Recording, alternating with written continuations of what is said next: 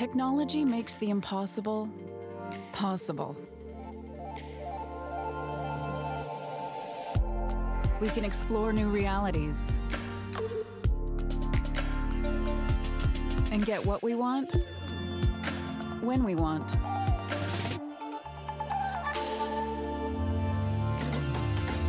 We can make virtual friends.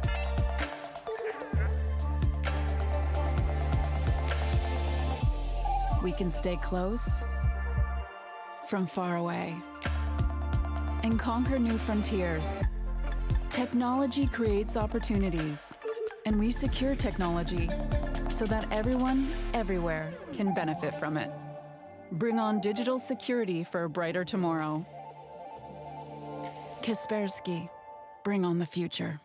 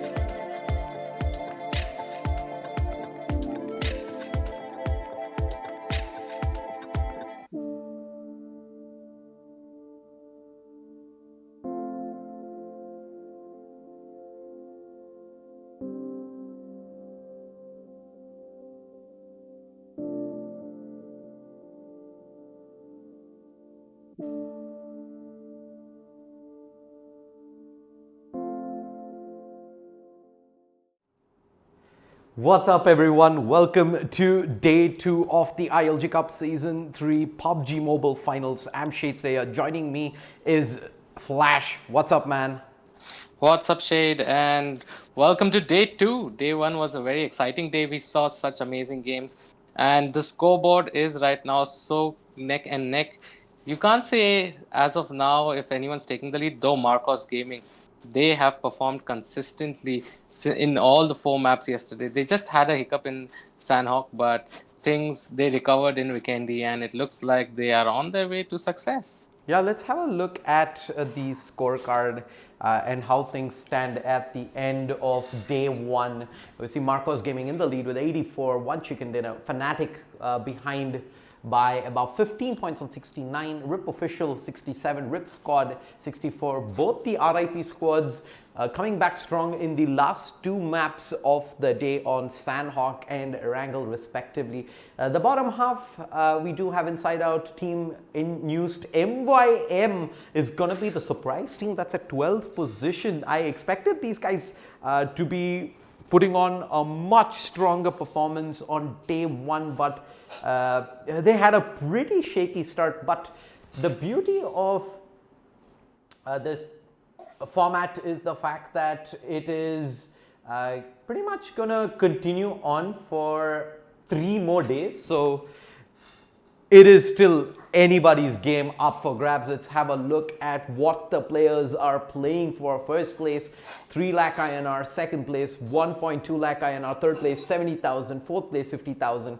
fifth place 30,000, sixth place 15,000, seventh place 10,000, and eighth place 5,000 INR. That is a lot of money on the line. 6 lakh INR the prize pool, 16 maps in total. We are done with the first 4. We will be jumping into Miramar here today to kick things off on day 2. Johnny, thoughts on what do you think? What do you expect from this first map? So yesterday we did watch Miramar in the second map, and we saw how teams were, getting a feel of where people are dropping. We did not see that much action in the early phases in the first two circles, but when it went on into the later circles, we saw some crazy action. Actually, Miramar was my favorite map yesterday when it came to the action and the fights that were there. I was a little surprised with Marcos. I'm a little surprised with MegaStars because MegaStars still haven't shown up. And if you would have watched World League yesterday, MegaStars was the first team to get the chicken dinner. So I'm little keen to see how Megastars turn things up today, and let's see what their strategy is. But when it comes to Fnatic, when it comes to Marcos Gaming, when it comes to Reaper X, all these teams already have a set play, and looks like they're going to they're going to follow it. I was looking at drop patterns yesterday in Miramar.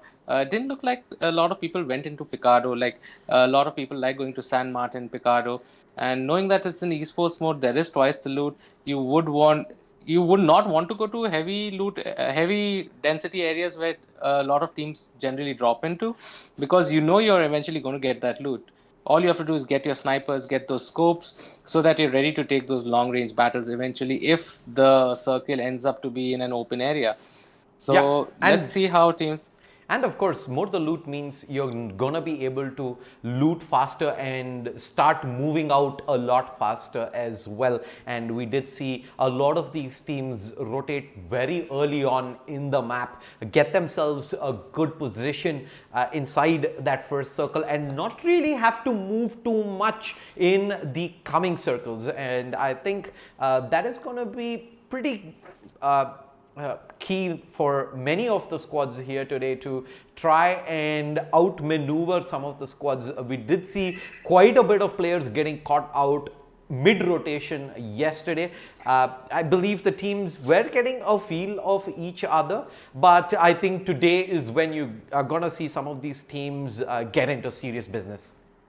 Yes, indeed. And the problem was yesterday, most of the teams, they were getting stuck. I mean, they were getting sandwiched between the teams that were tailing towards the end of the zone and the teams that were already in the center. So the teams that were getting sandwiched were the teams that were suffering because they were in a dilemma whether they should tail or they should move in towards the circle. So that's something a lot of teams debate on, and it depends on the strategy. But something that I really liked about yesterday was Fnatic's aggressive gameplay. And you saw a different Fnatic, right, compared to the Fnatic who used to like to scout around, first check if everything's okay, and then move in. But yesterday we saw that aggression, especially in Erangel, right? Once they moved in, they would take the fight, get those kills, fall back, then again scout the area, get better positioning and get the kills from teams that were tailing into the circle. So that was what they were playing today. Let's see if they make any changes or they adapt today in their gameplay. Yeah, I believe they did not, however, do all that great in the second outing in Erangel yesterday in the last map. I believe they came in somewhere around 7th, and Marcos Gaming were able to extend that lead. They were tied for 61 points each before the start of a map 4, but now they've taken a much bigger, sizable lead. I believe it's about what was it, 14 points give or take at the top. And Fnatic, it's their turn now to cut that distance back out. Let's see if Miramar in fact is gonna be that map, and I believe we have a go to start map number 5 in the grand scheme of these 16 maps, Johnny. So we've seen, of course, grand finals being played at different scales, where in sheer terms of the number of maps that are available, and I do believe PUBG is a map where is a game where more the maps it does even things out a wee bit more. It manages to avoid teams that can consistently grind out results, and I think that is going to be the story here for whoever comes out on top at the end of 4 days of action, Johnny. Yeah, indeed, it's all about the consistency and it's all about the kills. Kills is also a very important factor. So the teams that are lagging behind, they need to buckle up and start taking those engagements. They need to take better fights. They need to use their smokes wisely so that they can make it advantageous for them when they're taking those fights. We didn't see that much smoke usage throughout all of the maps yesterday, but I'm hoping today utility usage is going to be made of better. I mean, people are going to make better use of their utility, because these utilities can give them a positional advantage as well. So let's see what teams are going to do today. My eyes are going to be on Team Mayhem and on MegaStars, and hopefully they do make a comeback and give us an even more exciting day 2. I mean, MYM is definitely a squad I'm excited about as well. Primarily because even when the stakes are high, they pretty much play like they have nothing to lose. All out aggression. And the fact that they are in the bottom half of the scorecard, 12th position to be precise, at the end of day 1, I believe that pretty much means they're going to come out with even more aggression here today on day 2 to try and catch up with some of the front runners. And if you're one of these teams going up against MYM today, I say you gotta give them the respect. You gotta be scared of what they bring to the table. I believe it was a fight early on yesterday in map number 2 where they managed to take off 3 players from Fnatic, early on. Yeah, and that was, if I'm not mistaken, Paritosh alone who survived and managed to get out of danger there to eventually give Fnatic the 6th position place finish. So that being said, we are ready with map number 1 for day 2. Johnny, walk us through the flight path. And this is going to be a really interesting flight path, and it looks like completely opposite to what it was yesterday. Today we are going in from the southwest right up to northwest, so it's going to be a lot of Los Higos. People can go to prison, Chumacera. Leonis isn't touching distance, but places like Impala, El Azhar, Tere Bronca, where people do like dropping, is going to be very far for them. So we're going to move in right from the south, right up to El Pozo. A lot of teams like dropping into El Pozo. We're going to see a few teams go to Picado, maybe San Martin. Hacienda, I don't think so, because Hacienda, definitely you do get that quick loot over there in that one building, but that loot is not enough. But when it comes to esports mode, maybe because it's 2 times the drop, it could be a wise decision to go to Hacienda. The problem is they have to move to San Martin over there to get vehicles. You will not get vehicles very easily on the road near Hacienda. So looking at that, we see squad number 17 going to Puerto Preso. We see squad number 16 moving towards San Martin. There are Fnatic, who is hovering towards the western side near Ladrilla, or they might just take that mountain over there and take those few houses over there. Maybe they're going for that scavenger strategy. And just look at the circle. The circle has come completely towards the northwest. It encompasses La Cabrera, San Martin, Graveyard, Montenuvo, El Pozo, right? A lot of teams are there towards the southeast, like squad number 17, Marcos Gaming, squad number 18, V3Hail Esports, squad number 20, Fnatic, is towards the edge of the circle, but they're not going to be that much worried, because they're just they're scavenger hunting houses over there, and they might just be okay with the loot that they get. They might want to go into better engagements and maybe loot teams after killing them.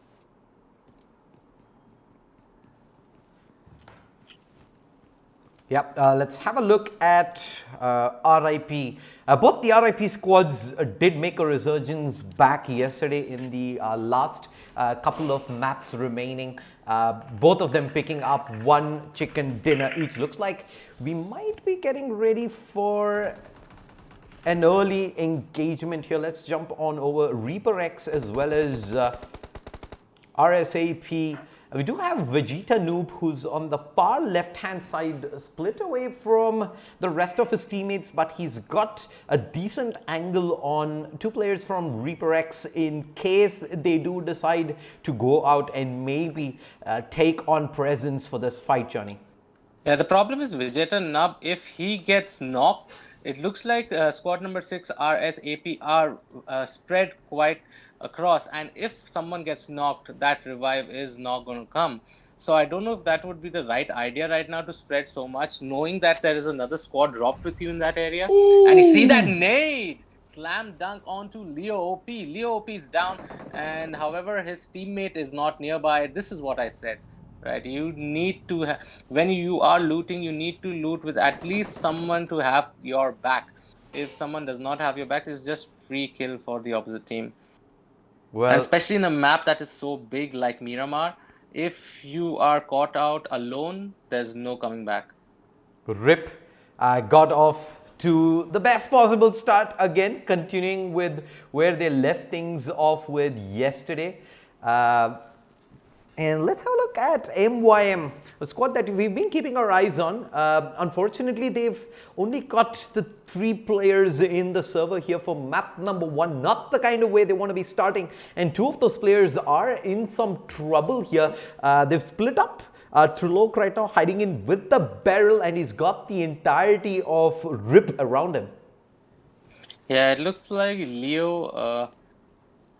looks like Trilok, he is waiting because he knows that there's a push coming in from squad number 10.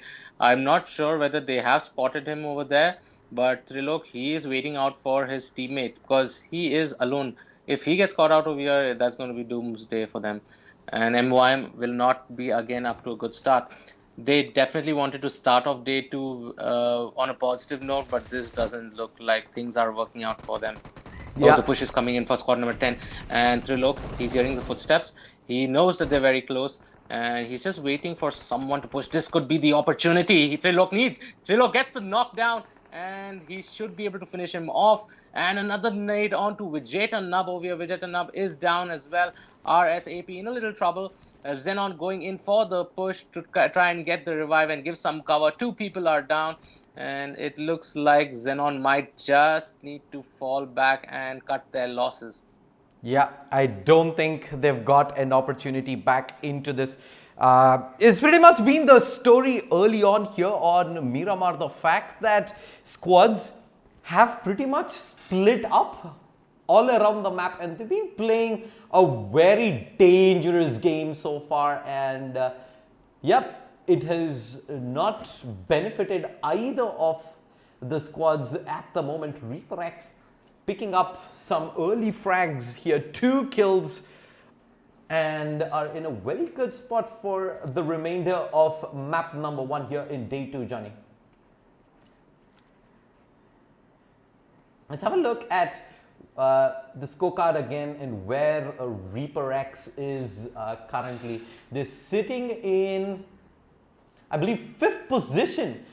They are a fair bit behind the leaders though, but considering they did not have the best of performances during the online playoffs phase, they're off to a good start here in map 1 of day 2.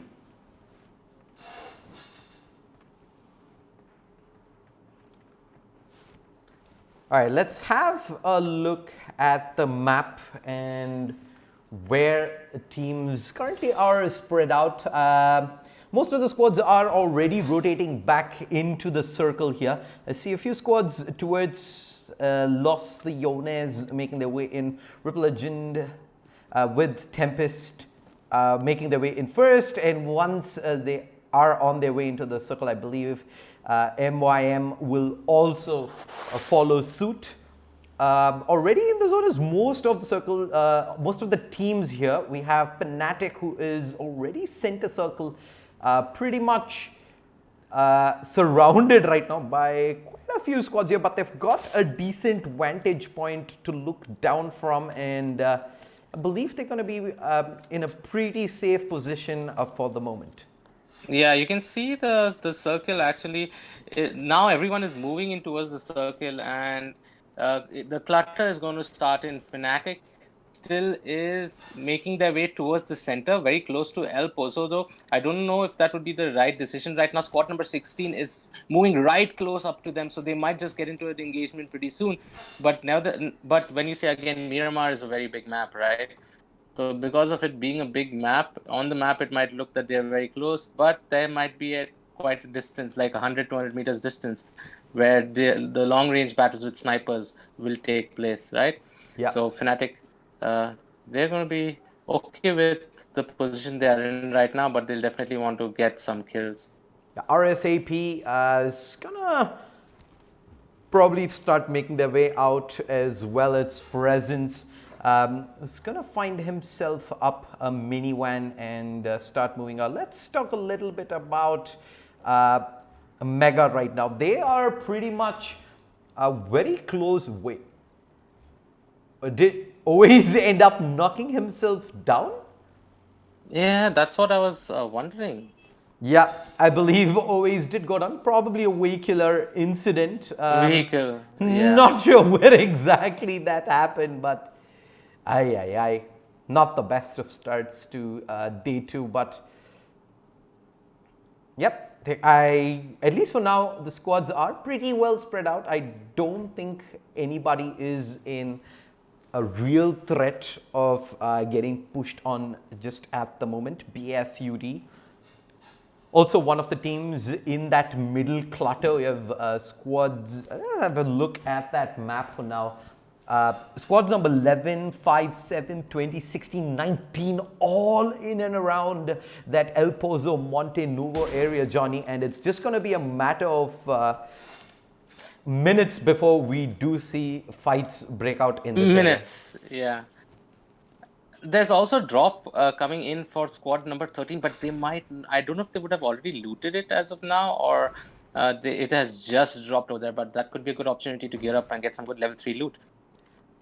Yep, looking at the circle as well right now, it has moved centered around the crater field. So many of these squads are already in position. We see FG also trying to dart in towards crater. EGxSAD and RIP, however, are on the far eastern side, and they've got quite a bit of traffic to make their way through before they do make it into the zone, Johnny. Yes, but you can see now that clutter, it looks like squad number 13 have realized that the drop is nearby and they are going towards it, and looks like they are going to pick that up, but squad number 7 is moving more central. Right now, a lot of teams might be under the prediction that the circle might end up towards Leonis and El Pozo and towards the city. So they might want to take cover in buildings. So they might already want to go over there and start setting up. So it looks like teams are taking that decision and moving more central towards the circle. That indeed, they are NewST, a squad that has also pretty much set up on the high ground here. They're sitting not too far away east of where Fnatic is playing from. Squad number 19, RIP squad, also seems to be in and around this general area. Let's have a look at what RIP squad's up to. I believe they are on the rotate themselves. Yeah, looks like they are going to make that rotation. And right now, everything's a stalemate. We have 16 teams still alive, 58 people in the server, a few casualties here and there from teams. So look at... I think Atra just spotted out Fnatic there. He has eyes on Maxkosh. Oh, the shots landing in with the SKS long range. He manages to get in a couple of shots, drops him below half health, but look at who's spotted them out. It's a third party coming through. Bacha there with the Car 98. With the Car 98. Yeah, some beautiful shots, and Bacha trying to take, in Hindi they say chance pe dance. So he was trying to chance pe dance Maro and get maybe a kill here and there. But nevertheless, he now knows that there is a squad next to him. Yep, and he's continuing to keep his eyes trained here onto NewST. Arthur as well as Scott rather going in for the peek back out. Not sure if that was a tag coming in from Batra himself, but Sinister takes a big tag down to about 30% health. Is gonna take a moment to recuperate back out, but... And I don't know right now whether they are trying to poke the bear. By now they should know from where the bullets are coming, right? So I don't think if it's a good idea to poke the bear, because they are always making their way up towards that mountain, up and down, and I don't know if they're trying to spot from where the person is shooting, but at least they should have realized that the shots are coming in towards their left. Indeed. Let's look at Hail. These guys are just about making their way in through the south.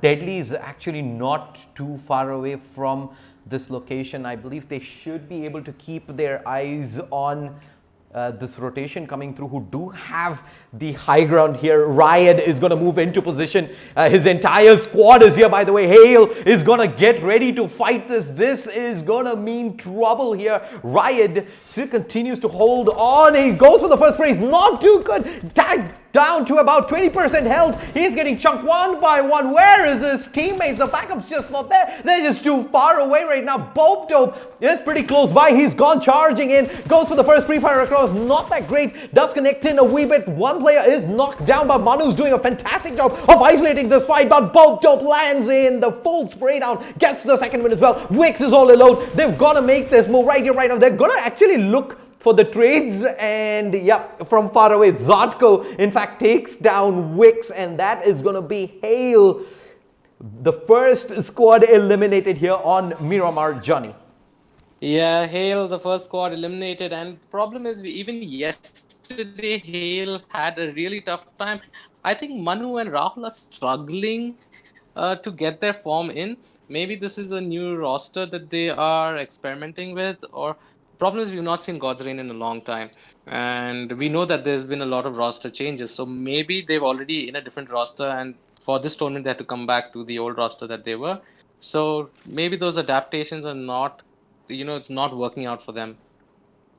And it does look like MGZ is rotating not too far away from this position. Dope might just get a free opening onto this on the bike. Can they land? They do! Oh my lord, they got just lasered back down the flip back across. They will secure up on Surya. Marcos Gaming are in a lot of trouble early on. What seemed like a simple rotation through straight into the open arms of Deadly there, and they lose a man early on. Lucky that they didn't lose another there. It was a risky play, but looks like Dementi is not out of the woods just yet. They continue to rein in on the pressure. Marcos Gaming backs against the wall, Johnny.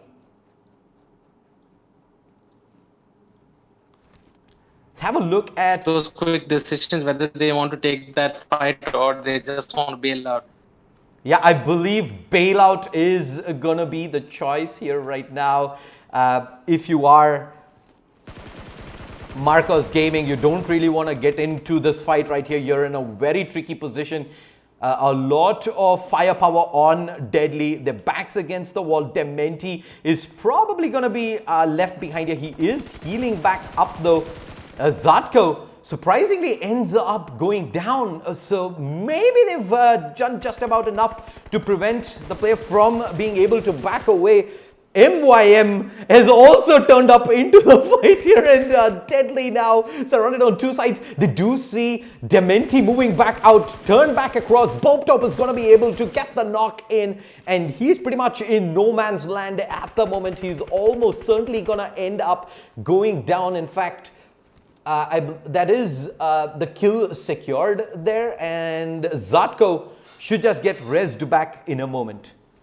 Yeah, he should just get rezzed back. This is the exciting thing about Miramar, right? When the circle comes in and there's a big crowd towards the center, those fights are just amazing to witness because it's all open land. How you make those plays, how you make cover, because it's open land, you don't have that much cover around, right? So you need to have those vehicles with you. You need to have mountain cover either, or you need to have rock cover. And looking at these engagements have been amazing. Yep, looks like the blue has pushed in, and we're gonna have to keep an eye out on further rotations of squads into the zone. For now, NewST also seems to be getting into a fight, and so has a Fnatic.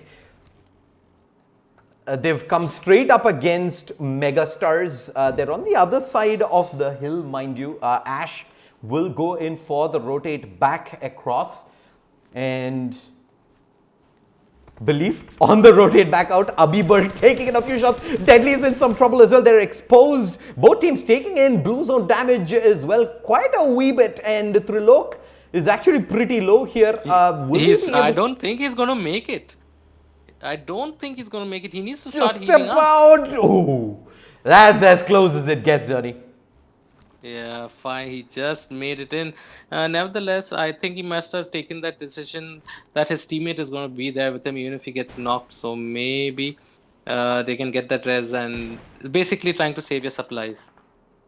So eventually, good decision. Yeah, and BSUD gets spotted out from afar, and Anmol is taking in a few shots with the M24 Few onto shots, yeah. Kunal. Yeah, Kunal, he's able to land those shots from so far. You can say that's at least 250 meters distance. So some good shots coming in by Kunal. Looking at the circle, let's take a look at the circle and how the teams are cluttered now. I believe there is squad number 9 at the moment getting ready to take it. Oh, Rip Welton gets hit by the nade. Just about turns back across. Tempest moves back out into the open. It looked like INF were pretty much pinned in. Rip Legend's going to be able to heal back up, but INStar pushes through straight, moves down. When they had Uzi, he turns back across. Will Kratos will be able to pick him back up. Legend does get a moment to heal back up. He's going in for the fight. He knows the timing's on his side. Kratos turns back across, but the run and gun with the Uzi SMG power goes huge there for Rip, and they come out on what looked like an engagement they should have had very easily from the get-go. But INF, a beautiful fight initially, but not enough to overturn Legend there, Johnny. Yeah, and you know the best part is these Uzis. Yesterday also when I was watching World League, right, Scout showed a beautiful example of how to use Uzi in Vikendi. And it's, actually Uzi for close range battles it pierces so much armor and so much damage it does, right? So Rip Legend showing us how things are done with that Uzi. And now with the circle pushing in, Atra is making his way in. Skrillex is not too far away either. He's taking a lot of damage, but Atra should be able to get a lot of damage done in. Legend also barely manages to get out on top. And from behind, players from above, FG have turned up to fight, but FG have their hands full with BSUD as well. Where on earth did that nade come from? It's a town. It is a huge mess right there on top of the edge of the circle. Saksham is looking for someone from BSUD, but it is Deadly who's turned up on top of the hill. They have the absolute best vantage point from above, and they can do some serious damage from this point here. I believe it is Zatko who's got a beautiful angle in from above. Abiberg, they're taking in a few shots. I'm not sure if they've spotted anyone out there at the moment just yet. Yeah, but looks like they haven't. And now, right now, because we are going into a very hilly zone, right, these fights are going to be really interesting. It's all going to be about ridge cover and how you play through that ridge cover. We see Zotko, he gave quite a lot of cover to his team. Yeah, and Fnatic is gonna want a piece of this action here as well. Frankie there peeks out for a moment and almost gets naded back down. Lucky, he manages to hold on for dear life, at least for now. Dante, so he continues to hide around here, hasn't fully committed to this fight just yet. And from above, in fact, FG is going to be in some trouble as Iron Fist moves back across. He sees FG. They're pinned in. He just goes in with the M4. The cleanup crew has arrived. Beautiful spray control, and they clean up onto 2-3, if I'm not mistaken, there to win the fight. Let's jump back over to see what's happening on the side of Fnatic. It is just Dante here all alone. All alone. What's the plan? The Blues here as well. Yeah, it's just a matter of time before he gets spotted and taken down. In fact, Fnatic is making their way in. This could be what Dante is waiting for. The timing's going to be crucial here. If he can come out guns blazing when they're not looking his way, that's the absolute best time to pounce in on that opportunity. We're going to jump back over to BSUD at the moment. Yeah, here. Iron Fist cleans out house over there, and looks like BSUD finally are having a better day today. Yesterday on the bottom of the leaderboard, they will want to make changes. Ends up going down somehow. Iron Fist is the one who manages to stay alive there. MegaStars have turned up to fight here as well. They want a piece of the action. Fnatic, however, is sitting in a good vantage point above, and they can pretty much pick and choose their fight at the moment. There is a smoke down, allowing Ash to get that res back up. And the thing is, Fnatic has to make their way into the circle. So now they're going to pick up that vehicle. You can see Frankie, he takes the vehicle and is moving in with his teammates. Though it's a lot of rocky terrain, he still wants to keep the vehicle for cover. Yep, he's gonna hang on to it for the moment as Fnatic start to make their way into the zone. I want to see what the action is happening here from above. Looks like Swag has got a good enough view here onto EG, but they're in some serious trouble of getting third-partied from a side from BSUD as well. Keep our eyes on Reaper at the moment because EGxSAD is soon about to get sandwiched pretty hard here, Johnny. Yes, and he has that nade ready, and it goes. Looks like Fnatic could be in a good position over here because they have high ground and they have a bird's eye view on everyone.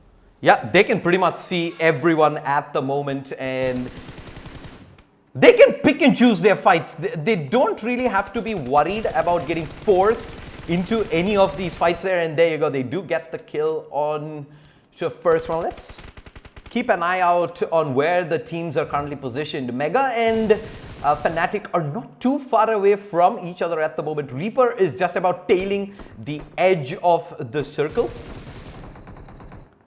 Yes, indeed. And looks like Mega are also going to be in a very tough situation because they have Fnatic towards their right and they have a few squads which have only 1 and 2 people remaining. So it's going to be between Mega and Fnatic. Problem is Fnatic is more in rocky terrain where Mega, they still have a more smoother terrain, so they can maybe get the advantage over here to finish things off. Fnatic, they lose one, and Jordan has been spotted out here. Always long range, beautiful spray there with the M4. And looks like he has said enough is enough. He's getting ready to take this fight. Probably not the best of decisions considering they've lost Frankie already. But this man's got some serious aim on him. If there's anyone who can take this aggression despite the numbers disadvantage, it's him. But Paradox is gonna have... Nevertheless is still a 3v3. Look at where Paradox is though. He's got the best view onto this, and MegaStars ends up going down, and that is the perfect timing here for Mega to push in. The zone's pushing in. Fnatic are gonna have to move here. They don't have much time to go for the heals. MegaStars ends up going down. Ash is still here. Reaper can third party into this at the moment. The nade. Oh, that was so close, man. That was so close. But look at this. This is the same position that Fnatic were in yesterday as well. Playing from the low ground, these guys know how to make it still work, right? And yeah. But this time though, it's gonna be very hard. Always is alone. Mega has got 3 players looking in this direction. And with the third party coming in as well with Reaper, they're gonna go for this. He tries his absolute best there to make it happen, but nope, not good enough. However, Reaper trying to third party into this might just have the best opportunity, but Paradox has pushed up. He's got a wonderful position here.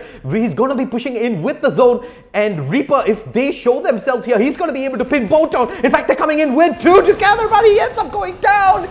Zern goes huge there at the end. Clutches the chicken dinner out for Reaper X. What did we just witness there, Johnny? Yes, Reaper X were just waiting to take advantage of the situation. They were watching the fight between Fnatic and Mega, and they knew already that they had a man disadvantage. So they were like, okay, you know what, we'll wait it out, and when both of them knock one of each other down, we'll go take advantage of it. And Zern perfectly played. Indeed, man. Who we just talked about Reaper X not really playing, in fact, outperforming on day 1. But boy, oh boy, have they stepped it up a notch here in map number 1. They take the chicken dinner, and in what style? 9 kills there. Mega coming in second with 9 kills themselves. Fnatic in third position. But look at the kind of kills. They have 9 kills themselves. Look at Oasis' kills. He has 5 kills. Yeah, he was an absolute beast that entire match. And MGZ In fact, Marcos Gaming, the leaders, 10th position with 0 kills, Johnny. That is gotta be cause for concern right now. Concern. Fnatic might be very, very close. You never know. You never know. We can have that similar situation where it was one. I mean, the points were the same and it was just a kill difference, right? Yep. And with that, we'll have to wait and see how the scorecard develops at the end of Miramar. Don't go anywhere. This is day 2 of the ILG Cup Season 3 PUBG Mobile Grand Finals. Huge shout out to the sponsors: title sponsor Alienware, powered by Logitech G, associate sponsors Next Wave Multimedia and Kaspersky, GP partner Galax, energy drink partner Monster Energy. I'm Shadesale, that is Flash. Take a quick break. We will be back shortly with the scorecard as we get ready for Erangel. So don't go anywhere.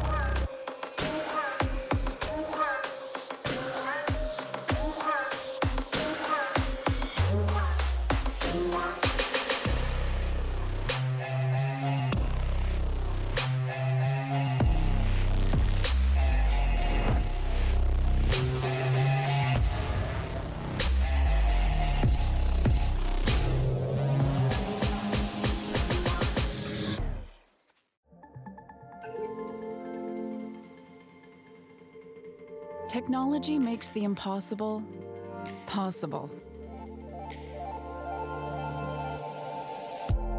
We can explore new realities and get what we want when we want.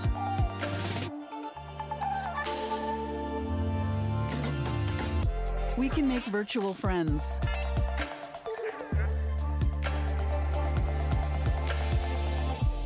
We can stay close from far away and conquer new frontiers. Technology creates opportunities, and we secure technology so that everyone, everywhere can benefit from it. Bring on digital security for a brighter tomorrow. Kaspersky, bring on the future.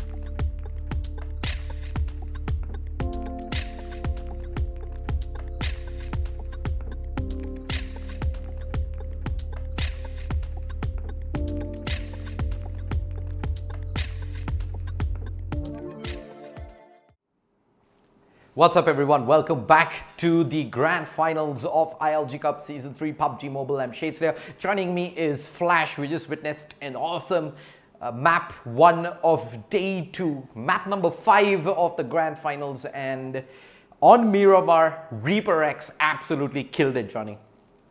Yeah, Reaper X, I wouldn't say absolutely killed it, but they did moke pe choka, you know. They took advantage of the right moment and they were able to bag the chicken dinner. But we saw Fnatic and Mega doing a lot of the heavy lifting throughout the server, and you can see that in the kills. Yeah, Right? let's have actually a look at that scorecard of how things turned out at the end of day 2 map 1. Fnatic back in the lead. They have a 2-point lead over Marcos Gaming, who unfortunately didn't get a single kill that server. I think they ended up somewhere about 7th position overall. Rip Official and Rip Squad closely behind as well. The bottom of the scorecard, Hail Esports did get eliminated very early on, and that's kind of hurt the score. And MYM having a man down definitely didn't do too good for them either. After that first map, Johnny, what do you think is going to change here as we jump into Erangel? When you move into Erangel, again, teams are going to move into their comfort zone. So they're basically going to be happy with their strategies that they already know. They now they know for sure now where teams are going to be dropping. So they're going to play a more consistent game. They know exactly where they need to go, what rotations they need to make based on the circle. So it's all about now the circle and how the zone plays out for teams. Because they've already finished 2 maps of Erangel, this is the 3rd map. And now it's all going to be about positioning and how they make their way to take those fights. They need to keep an eye on the leaderboard, how far they are away from the leaders, and if they need to cut the distance, do they need to make that decision to go and drop towards the leaders and take them down early? Yeah, I think it's going to come down. I think it's still very early here on day 2.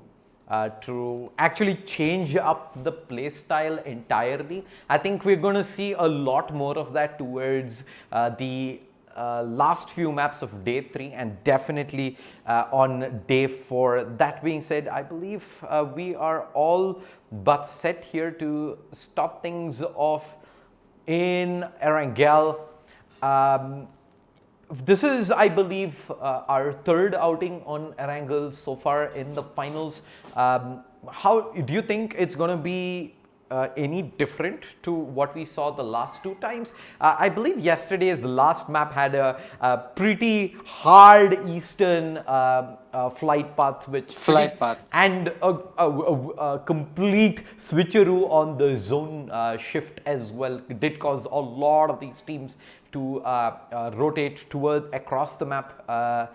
So I believe that a situation like that does cause a little bit of panic to a point where the squads that do get that loot early and rotate out early have a huge head start. And we did get to see a lot of it last time around where Marcos Gaming, they were the ones on the wrong side of rotating in late, ran straight into the arms of Deadly in that round and couldn't really recover out of it at the end there. It came down to, if I'm not mistaken, 2 players getting taken down right off the get-go, and from that point on, it was just one-way traffic. Johnny, who do you think is taking the chicken dinner here? Again, looking at the consistency coming in from Marcos Gaming, Fnatic, and ReaperX, I'm just seeing those 4 squads being in the top 4, right? I want to see more action again. I'm waiting for, this time we saw MegaStars coming up a bit. I'm still waiting to watch Mayhem. I don't know if they're going to be 3-man again in this map, or have they been able to fix that. But it looks like Mayhem, MegaStars and all will want to pull up their socks and start changing things up if they want to reach the top 3. I know top 3 today is going to be difficult for them, but at least from the bottom half, come into the top half, into the top 8. So they should have that goal at least. All right, we're ticking in towards the start of map number 2 for the day on Erangel. Johnny, take it away. Yeah, and this time it looks like we are moving from the western. It's a very southwestern flight path. It's from Primox to Milta Power. So the top half of the map is going to be way out of reach. People might not want to go to Severny yet, Stalber. We saw last time a lot of teams going to Severny and Stalber, but this time it's quite far from the flight path. But we're still going to see people drop towards Pochinki, School, Rozhok, Gatka, Ruins, maybe Georgopol, maybe take a few vehicles and move out towards Georgopol. And Mill Base, hopefully we see some team drop over there, and Novo Reponie. Looks like a lot of teams are moving in towards Gatka, Ruins, and Georgopol. Just look at the clutter. Squad number 8, squad number 19, squad number 13, squad number 12. As usual, squad number 20, Fnatic are going to go towards that the southwestern bridge and hover around the quarry region. And then maybe... But I'm looking at Fnatic, the way they've spread out. It looks like 2 people are moving towards Farm, 2 people are moving towards Pochinki. This time, maybe they're moving towards the more eastern side of the map, waiting for the zone to show up. Nowadays, the best part is you can still see the zone while you are, gliding down. If you wait for towards the end, right? We should be able to see the zone pretty soon. And let's see what PUBG gods have for us in the zone. Yeah, before we actually get to the zone, I believe we might just see a fight out at Pre-Mosque right now. We have RIP as well as Hail having dropped in right up next to each other. Akash is looting very aggressively in and around where Manu and Rahul are. BSUD seems to have taken a fight very early on the drop. Deadly Esports are in trouble over here, and Zotko goes down. ReaperX also into an engagement over there against EGxSAD is also down. This is going to be really problematic. Looks like ReaperX have been cleaned out. Yep, that is in fact Bope Dope who's charging in. They've got in the damage from afar. The res is coming out onto Mill. The shots from behind. Bope Dope. He had a very aggressive map 1 and looks like he's not changing anything up here. He's charged up. Where is backup? I don't believe there is anyone here just yet for a Deadly, but it isn't discouraging him from going in for this fight right here. He spots out the player. He lights him. Oh, lasers down the first player. Abiberg is here as well. And that is going to be just about enough for Bope Dope to enter into the building. Abiberg also getting ready to push in above. They're buying their time. The pushback up. The 3 players who have the crossfire set up inside and push back out. That was risky. Abiberg goes down as, oh my lord. Yeah, I was wondering whether that's going to be the right decision because you're going 2v3 into a very crowded area. Yeah, that was very risky to say the least. They jumped the gun with just the two players there. They decide, yep, we're gonna commit in hard. That is not something that you see day in and day out. And without nades committing to the first floor, where you are going to be pincered into a crossfire, I think that wouldn't have been the right decision. I would have rather had someone cover me with nades from outside and then make the push on top. I know they were in a 2v3 situation and it is very unfortunate for that, but without nades, moving to the top floor was difficult. Yep, and with that, it's gonna be deadly, losing a couple of players very early on in that fight. Right now, we see Hail. You guys did drop towards what was it, Pre-Mosque, and instead of taking that fight versus Rip Squad, they have decided to make an early rotation towards Quarry.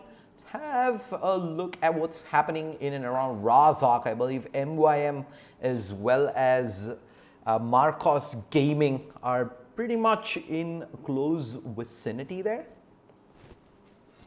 Yep, pretty much. Looks like it's going to be interesting to watch what gods are going to do right now. I'm still waiting to get some action. Knowing how Manu and Rahul play, we've seen so much action out of them in the qualifiers. And looking at the performance over here, I just feel little underrated. They really need to pick things up, and hopefully, if they pick things up from now, they can get a Yeah, strong I finish. believe this is the absolute last few opportunities to actually make a stand to challenge the leaders, because they're right now second from last in that leaderboard, and not really stepping it up right now is going to cost them that opportunity. 28 points. They're a good 60 points behind the leaders.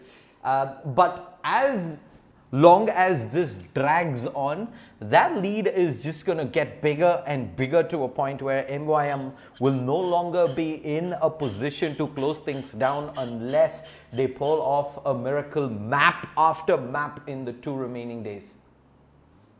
Yes, indeed. And looking at the overall leaderboard, Fnatic on top with 88 points, 2 points behind Marcos Gaming 86. Right now, what do you think, Shady? Is it if Fnatic and Marcos get against each other, if they want to create that big gap between them, if they want to fight each other early, do you think that would be a wise decision?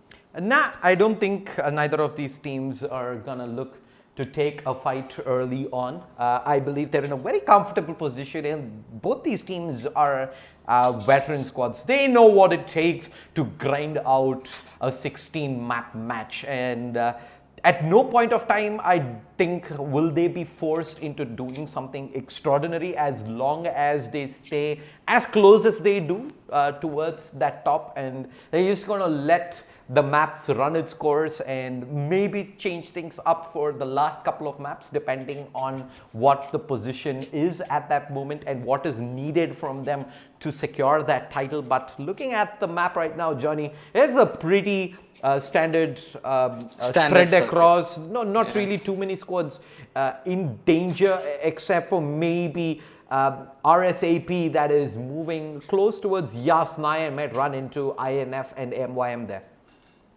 Yep, MYM is towards that bridge at the end, but they will eventually move towards Rozhok. So you can see the rotation coming in by RSAP as well. They are moving from Mansion. I don't know if they would take the Yasnaya route or would they go via they would go via Rozhok. It's going to be interesting to watch. Squads moving in from farm. Mega, after looting Novo Reponie, they are going towards the bridge. It's going to be interesting to see if Flawless Gaming want to take that engagement, because on core he's scouting that bridge to see if there's anyone over there. Yeah, he's going to be the first one in with the Dacia.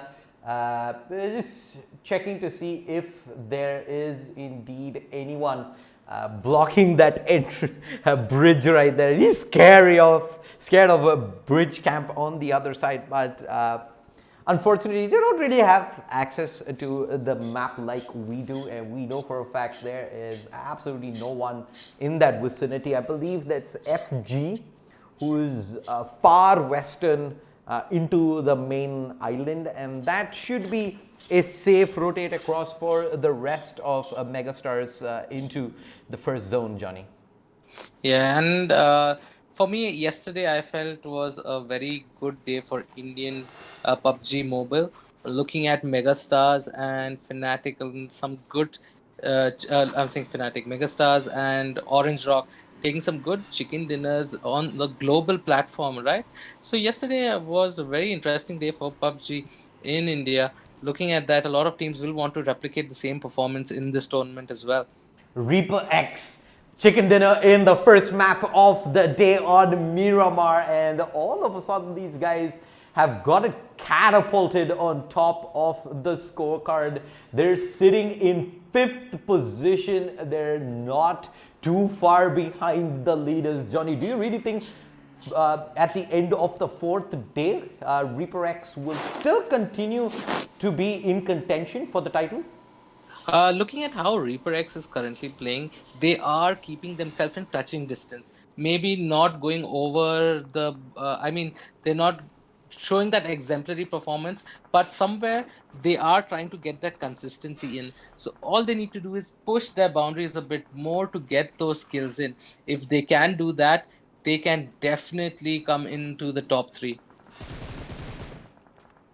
And look at that circle shift, Johnny. It shifts towards a more Razak central circle, and the Razak River is going to come into play as well. Teams are going to have to gamble which side of the circle they want to go into. Yep, indeed. Teams will have to make that gamble pretty soon. And it's going to be really interesting. As of now, we've only had one battle where we saw Bob Dope's team, Deadly Esports, going down. Looks like BSUD are getting into an engagement. And just look at the change in the mentality of BSUD. We saw BSUD have a bad start yesterday, but today they've come focused. We saw them make an improvement compared to yesterday in the first map itself, and you can see already now they're taking engagements here as well.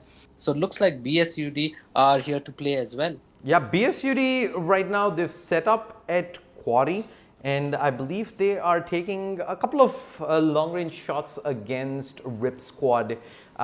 They've got the 2 kills at the moment, but Rip Squad not too keen of hanging around in this area for far too long.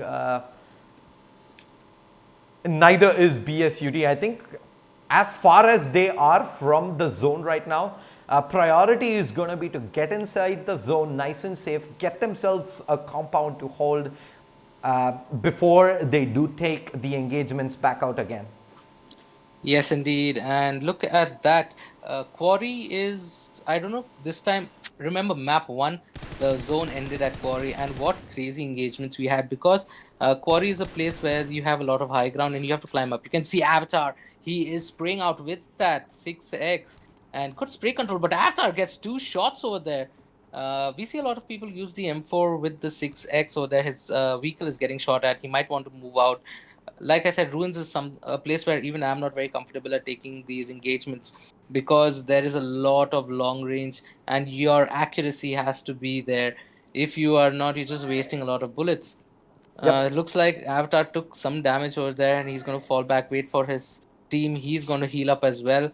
And he's like, okay, I'll not take this engagement.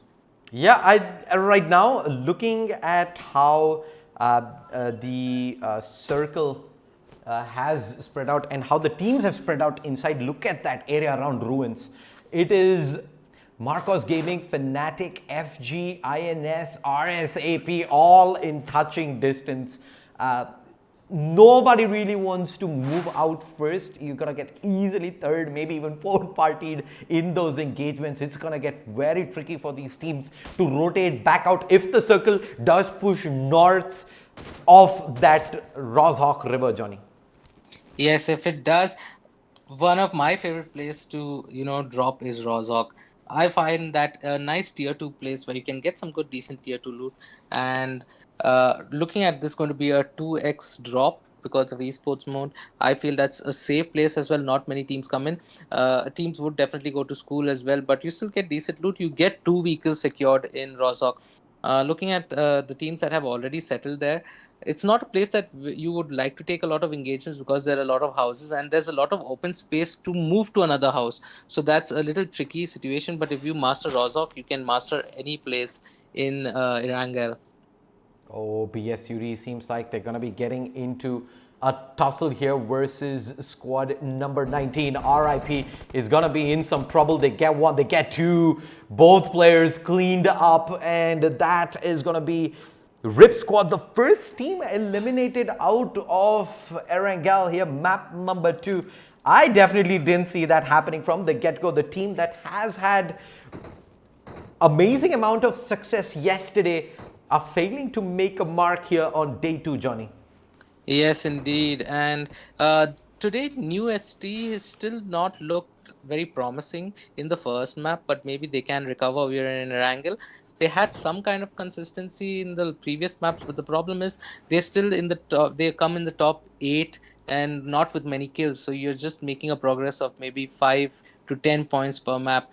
And right now, the kings of the leaderboard, they are taking massive and massive gaps with chicken dinners with 10 kills, 14 kills, and that's increasing the gap. So we need to see some great performances coming out of a few teams here. Yeah, if these teams are to eventually catch up, they need to convert some of these good starts, right? Many of these teams have had good starts, but like you mentioned, not getting in 20 plus points, especially for the ones that are far behind, kind of makes it very hard for them to eventually be able to find themselves in the top half where there is the prize money, right? The top half of the score leaderboard are all in prize money territory, while the bottom half walks away empty-handed. So the goal is first to get yourselves into the top half, but while doing so, you also want to ensure that you are in touching distance of being able to convert that into maybe a top 5 situation as well. Yes, indeed. Let's take a look at the circle and what's happening in the rotations coming in. I want to see where Flawless Gaming looks like. Flawless Gaming and Fnatic are going to get into an engagement over here. Ash rattling some shots over there. He's able to do some damage onto Daksh, and Daksh is going to maybe fall back. But now they know Ash is there. Does Ash have cover though? I'm not sure. He has one more player with him, Oasis. Oasis is low though. Oasis gets that heal. Maybe Fnatic would want their team to come and cover because squad number 15 is coming in from the side. NewST is taking in engagement over there, and Fnatic. Oasis? He decides to head back out and almost gets punished for it, but just barely manages to get back in as he sees a trouble head his way. Lucky there that he didn't immediately end up going down, but NewST is in some trouble themselves. The nade across and Scott ends up going down. Where's the backup? Sinister is so far behind. They're providing backup fire from afar from across the street, and they cannot do anything right now to come back in and go for that res immediately. Instead, they're just gonna have to be silent spectators and sit this one out and hope that they are able to turn it around. Yes, indeed. Looks like Sinister and Alistar, Athra are just going to back out.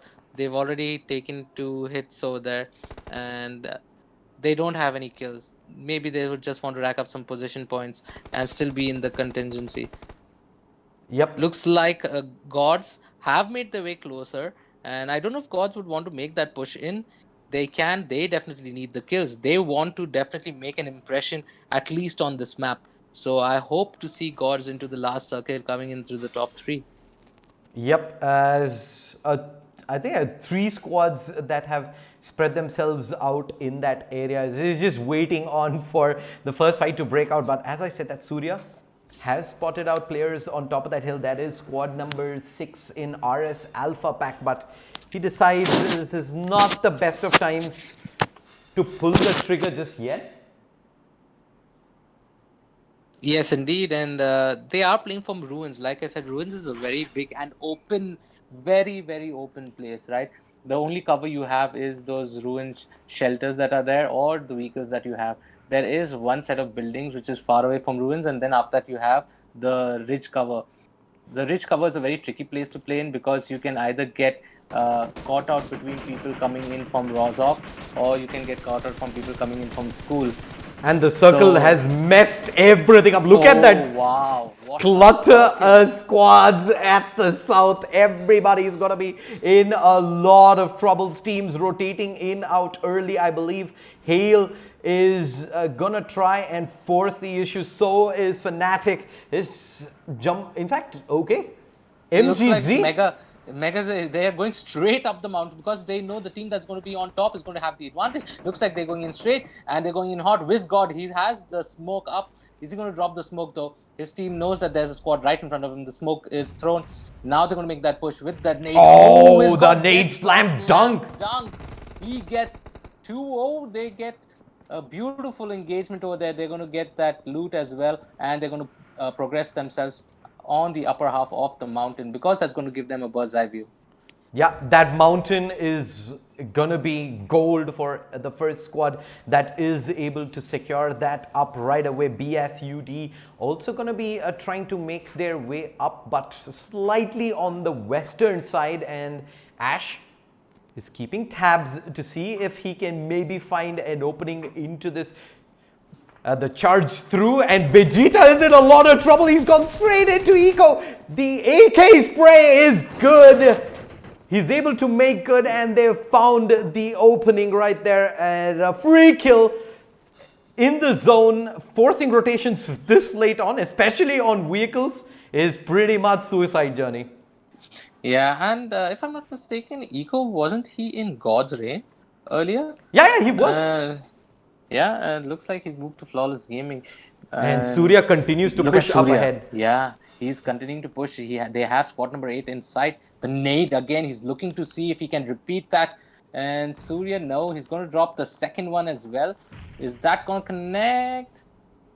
No, but there is squad number 18. That's Gods coming in from behind. This is going to be a sandwich situation. Looks like there's a knock on to WizGod.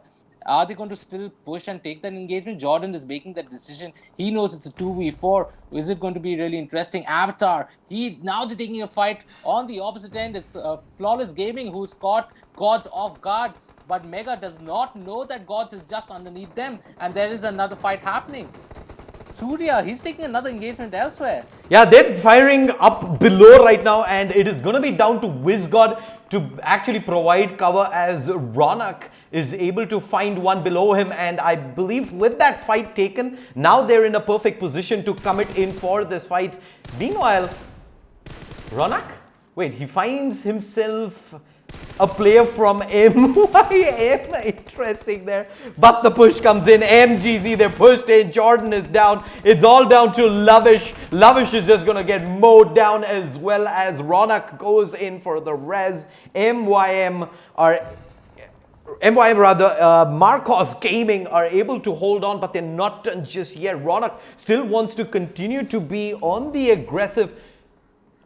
He's going to continue to maybe pressure up Hail, who are taking another fight themselves by the looks of things here. They're in the low ground. They're trying to cover up from behind. MYM is pushing up for strong as well. Manu, will he get the res off? He just about makes it back to cover. But Ronak, he's got FG pinned in. They've got absolutely nowhere to go. In come the smokes, but where are they going to retreat to? They cannot go about. They don't have a vehicle. Behind them, there's smokes, and there's more squads there. They're just going to have to stand it here, weather it out. Rolex, in fact, is going to go in hot with that vehicle. Risky play. Barely manages to survive up. He's got point blank range. Goes for the pre-fire record. Someone manages to survive, but he can't get the kills in. Desperate play, and they force Eco back out, but it doesn't work out. WizGod's gonna have to make this happen himself, and he does manage to do exactly that. Ronak is still alive, and they made this happen. He can get the res out, but looking back at Hail, what's the play here? MYM is behind them. He spots out Believe, goes for the spray down. He's not found one just yet.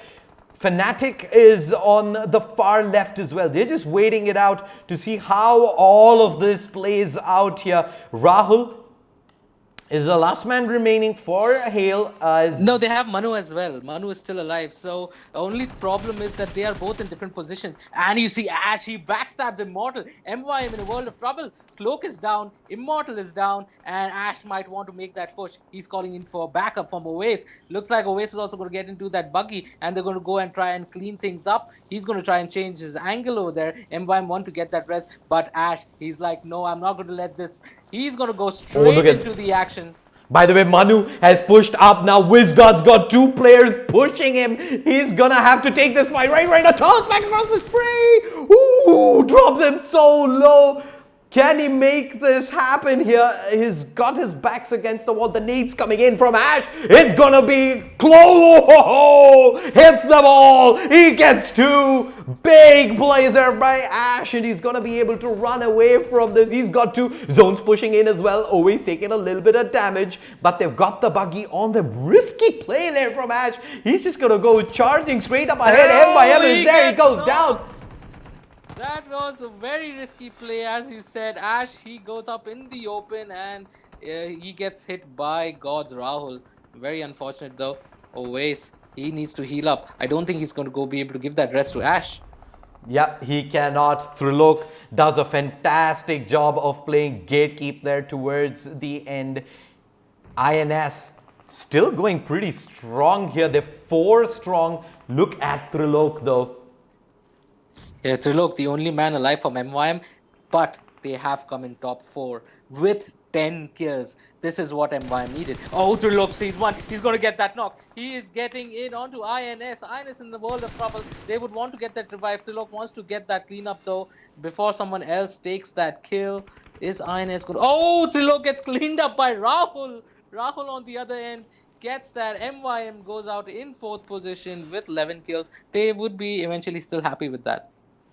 Yep, they should be. In fact, right now though, I'm keeping my eyes on Mafia. He is all alone here. Entirety of squad number 7 coming by. He drops down a Molotov, and that should be a... In fact, that was Hechi. There should be a pretty dead giveaway. Looking at the trajectory. It's basically a 4v2v1, and it looks like Mafia is not going to be in good shape. He's healing. It looks like he's going for the heal battle. And eventually his team is going to drop out in 3rd position.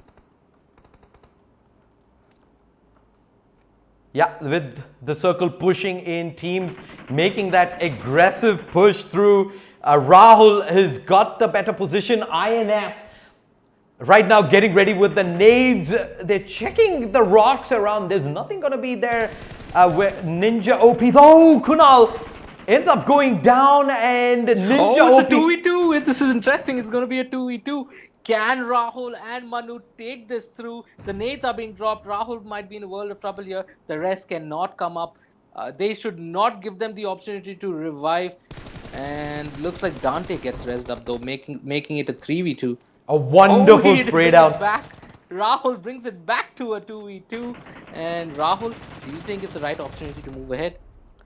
2 knocks come in. Ninja OP is all alone. He's going to continue to mow in. Ninja OP actually able to make it back across, use that smoke for cover, but he does not have time to res both. In fact, not time to res anyone. He's getting shot up from everywhere. Ninja OP goes down, and the chicken dinner goes the way of Hail.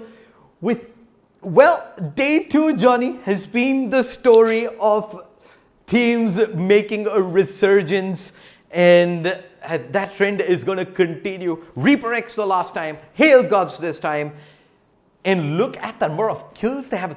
14 kills. Exactly, 14 kills, chicken dinner, 34 points. They're going to be really excited with that. Look at MYM. MYM have been able to climb up the leaderboard in 4th position, and they also have 10 kills. They're going to be happy with the position they're in. Fnatic, very unfortunate. They dropped out in 5th position, but again, consistency is there, and they were able to rack in, if I'm not mistaken, 2 and 1. Okay, they had 3 kills. Nevertheless, they should be still happy with that. Marcos Gaming, they have 11 kills. So even though they're in 6th position, they are still going to. I don't know what's the difference between Fnatic and Marcos Gaming going to be. It It's going was- to be maybe it a was- 1 or 2 point difference. It was Again. It was 2 points at the end of the previous map, and I believe Marcos Gaming with 11 kills have done enough to swap that back around. So the back and forth keep continuing on here in the grand finals for the ILG Cup Season 3. I'm Shade Sayer, that is Flash. We're gonna take a quick break. We'll be back with the scorecard as we get ready to jump into map 3 for the day. It's gonna be Vikendi for the first time in the grand finals. We'll see you folks there.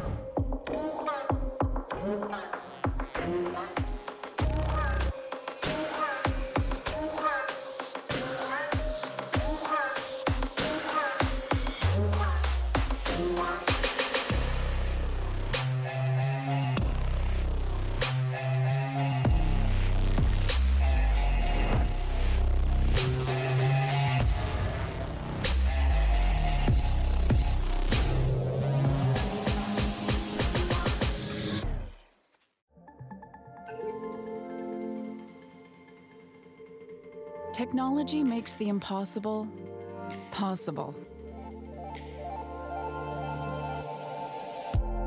We can explore new realities and get what we want when we want.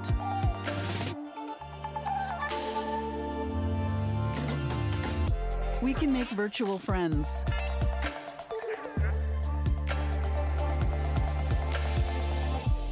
We can stay close from far away and conquer new frontiers. Technology creates opportunities, and we secure technology so that everyone, everywhere can benefit from it. Bring on digital security for a brighter tomorrow. Kaspersky, bring on the future.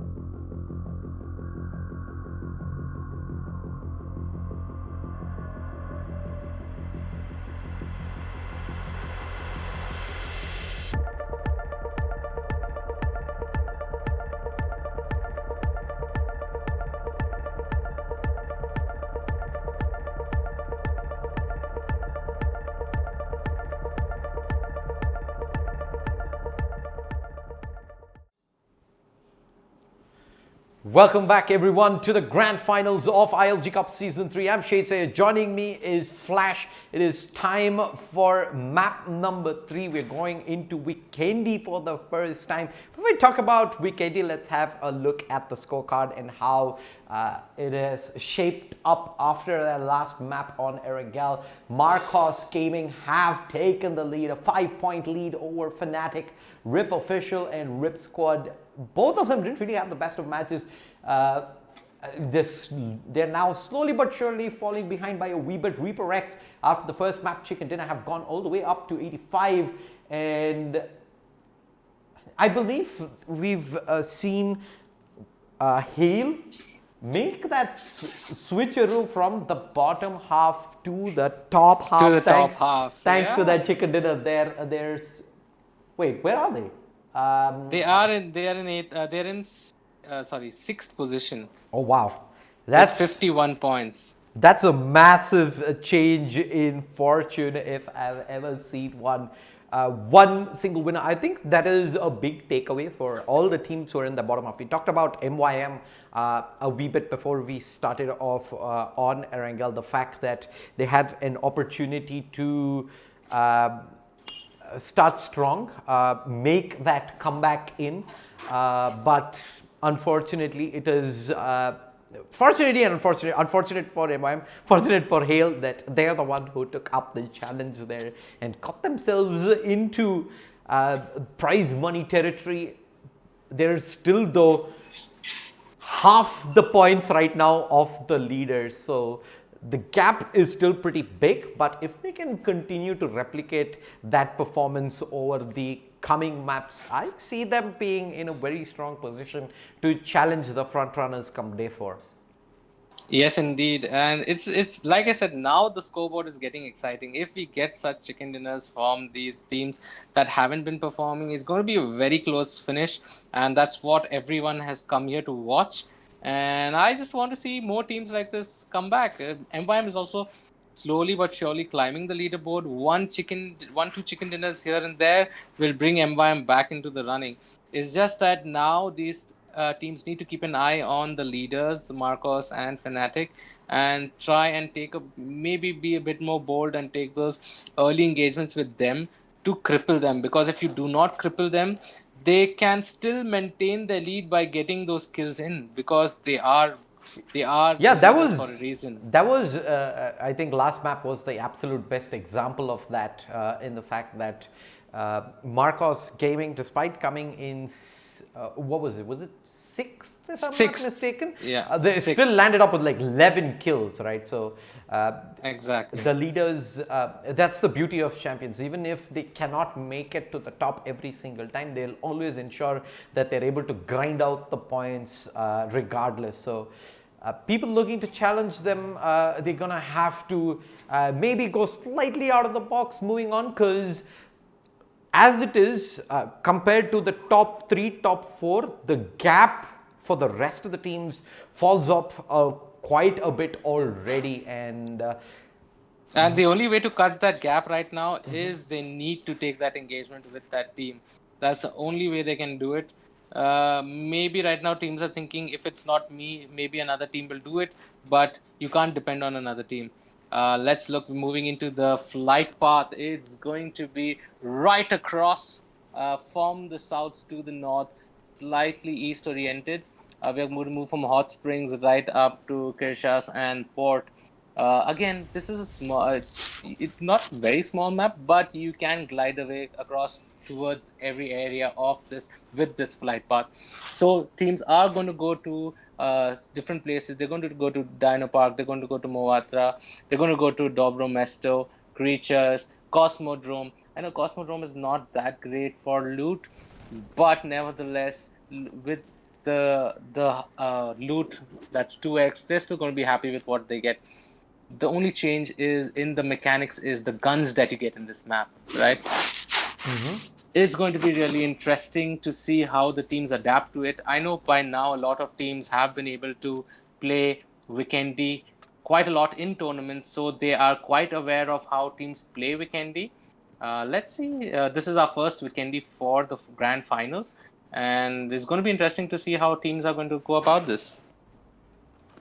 Indeed, man. I believe Deadly is already getting ready to take an engagement elsewhere. Let's see if he can jump into that action there. They've got, I believe they lost one player early on already to INS. And at least for now, Riot as well as Zartko, they've split up. In fact, oh no, never mind. They're the ones who got the kill on INS. So INS, exactly. They are the ones who got the kill. And Deadly Esports, right now, they will definitely want to be a little careful, because last time they made that mistake and they paid for it, as they were the 16th team to go out, the first team to go out of the server. They would not want that to happen over here.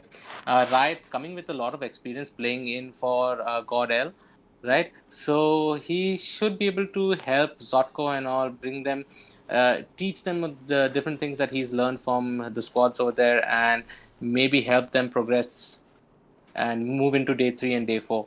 well, look at the map right now. The circle has moved far eastern. Is gonna favor squads INF, RIP, Deadly, INS, RIP squad as well. But the clutter of teams that did drop south, they've got a lot of rotations ahead of them.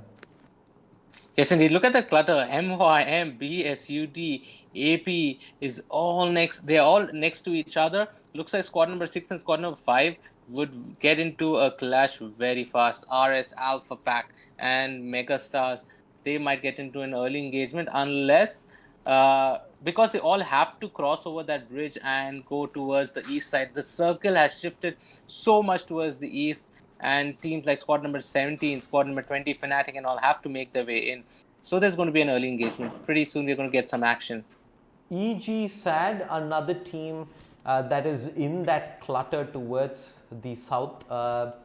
They've got a bit of rotations ahead of them as well right now. They're pretty much moving on foot, continuing to loot away. It is still very early days to make that rotate back across, but they moving in the direction where Mega right now are situated. They're in Wall Nova, and EGxSAD better be careful continuing to push this, because Mega is going to jump at the opportunity. They're also one of the teams that are looking to chase down the front runners, and they're not going to shy away from a fight here. Yeah, definitely they're not going to shy away from a fight, and they are a team that comes with a lot of experience, especially with yesterday's beautiful performance in the World League. They are come heavy with a lot of practice with these tier 1 teams, with international teams. So a lot of experience coming in for Mega, and it's going to be really interesting to see how squad number 8 would want to take this engagement with Mega.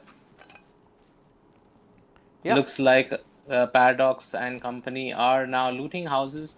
As soon as they pretty much gear up, they would want to move out. Right now, they are, if I'm not mistaken, secured in the circle, pretty much. So they were tailing the circle, but they had a squad very next to them. So looks like they are going to move out and make their way towards the circle instead. Yeah, they're moving out towards the bridge. On the other side, though, is RSAP. So I am not sure if they're looking to make that aggressive push all the way across just yet. They might have just spotted out EGxSAD in that direction, and pretty much just want to secure up the vehicle first and ensure that EG doesn't get an opportunity to gun those vehicles down. Moving over to INS, they're right now inside the zone. They're just east of Podvosto, but RIP is pretty much in touching distance here, I believe. RIP, I'm not really sure if they've got eyes on the players just yet. There are, I believe, at least 500 meters away. Legend. Yeah, he still needs to gear himself up. He's with level 1 gear, so he's not going to be ready to take that engagement pretty soon. Looks like he doesn't have enough heals as well. So I'm sure they would want to get a vehicle and get out of this place so that they can gear up a bit more before they take those engagements. Again, Vikendi is a map where you see a lot of long distance engagements as well as short distance engagements. You have to be ready. for anything, and especially these open endings that happen in Vikendi in the snow. It's not easy to get cover, and this is where Sandhawk also, you look for a lot. The team that has better cover eventually comes out on top. Indeed, You have that is in fact the case. Fnatic has also made that rotation in towards the circle here. They're sitting on the western edge at the moment. There's a couple of other squads in that general direction as well, but we're going to switch on over to RSAP, and they're in trouble. They're getting gunned down. One player does manage to make his way out, and Xenon should get cleaned up here. Vegeta and team are off. They gotta cut their losses early on. I think it was just a matter of time before Mega made this push inside, and they've been punished pretty hard. Xenon, yes, indeed, not yet finished up. Mega just busy looking to see if there are more players in this area. Unfortunately, that's not going to be the case. They're going to have to cut their losses, take the 1 kill there, and move on. As I say that, RIP are getting into a fight of their own. FG in some trouble here. Skrillex has spotted a player out, but hasn't really put the brakes on just yet. Rip do have control of the compound and are reluctant to move out. I believe that is thanks to INS also being in the vicinity here. They don't really want to move out into the open, try and go for the 1 kill and end up giving away their life instead. But squad number 13, Deadly, is in some trouble over here. Bob Dope gets knocked, and Abiberg, he's going to go in. He's giving cover for Riot over there so that Bob Dope is revived. INS, they are only 3-man strong right now, and they would want to make that push. They did get the kill onto Zotko. So Zotko is down, making it a 3v3. I don't know if Dante is going to make that push because it's still quite a long-range battle. Yeah, they've got decent amount of cover there. Dante, I think it was more of a prayer down where you just shoot and hope that they get as much damage done. Try and work through some of the heals there on Deadly, but with the distance that they have and the kind of cover that Deadly is working with, it is going to be almost impossible for them. Looks like Mega has got into a fight with gods, and Rahul gets taken down over there. This might be a little tough situation for we thought that Hail gods will make their way up, but looks like they've got into an early engagement with the leaders of this tournament, and that's not a good sight to see.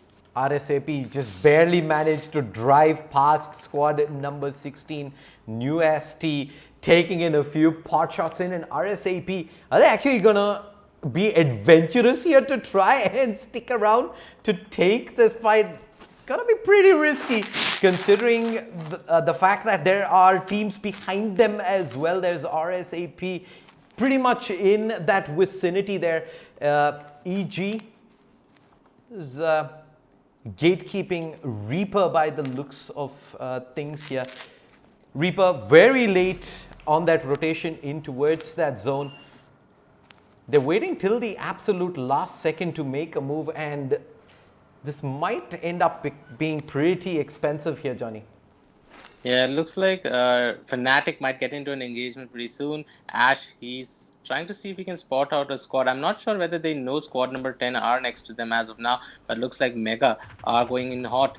They are going in against squad number 15. MYM Cloak is down. It's Immortal and Trilok who are in the house. They're going to look at making this push on Core. He is spraying down with that AK just to give out some warning shots while cover is being taken. His team is going to push in. They know the push comes in, and so the clean up by Mega onto MYM. And looks like that's the end. MYM are the first team out of Vikendi. And they're so far deep into the zone. They've got absolutely no time to do anything at the moment. They're gonna have to loot up quick and head out. Fnatic on the rotation. RIP is gonna pay close eye on that rotation back across, but Fnatic is actually gonna end up sandwiching themselves between squad number 14 and squad number 10. Not sure if they're gonna hang around to take this fight at the moment. They're driving by a very risky maneuver, but it does get them to a lot safer position than they were earlier, Johnny. Yes, indeed. And right now, squad number 20, Fnatic, making themselves in a better position. They've played, I mean, compared to a lot of these teams over here, the teams that have been grinding tier 1s, scrims, and been grinding tournaments have played Vikendi quite a lot. So they have the upper hand and they have a lot of experience coming in. Right, we see a drop near Cement Factory. No one has gone near it. There's another drop happening in the waters, and looks like BSUD are at the beach over there, just trying to see if they can. They need to see if they can find a boat to go maybe pick up that drop. Right now, Vikendi is a map where you do require a lot of loot, and the teams that suffer the most are the teams who don't gear up well, because fights happen quite often and you're going to lose a lot of health. You don't get that many heals up over here.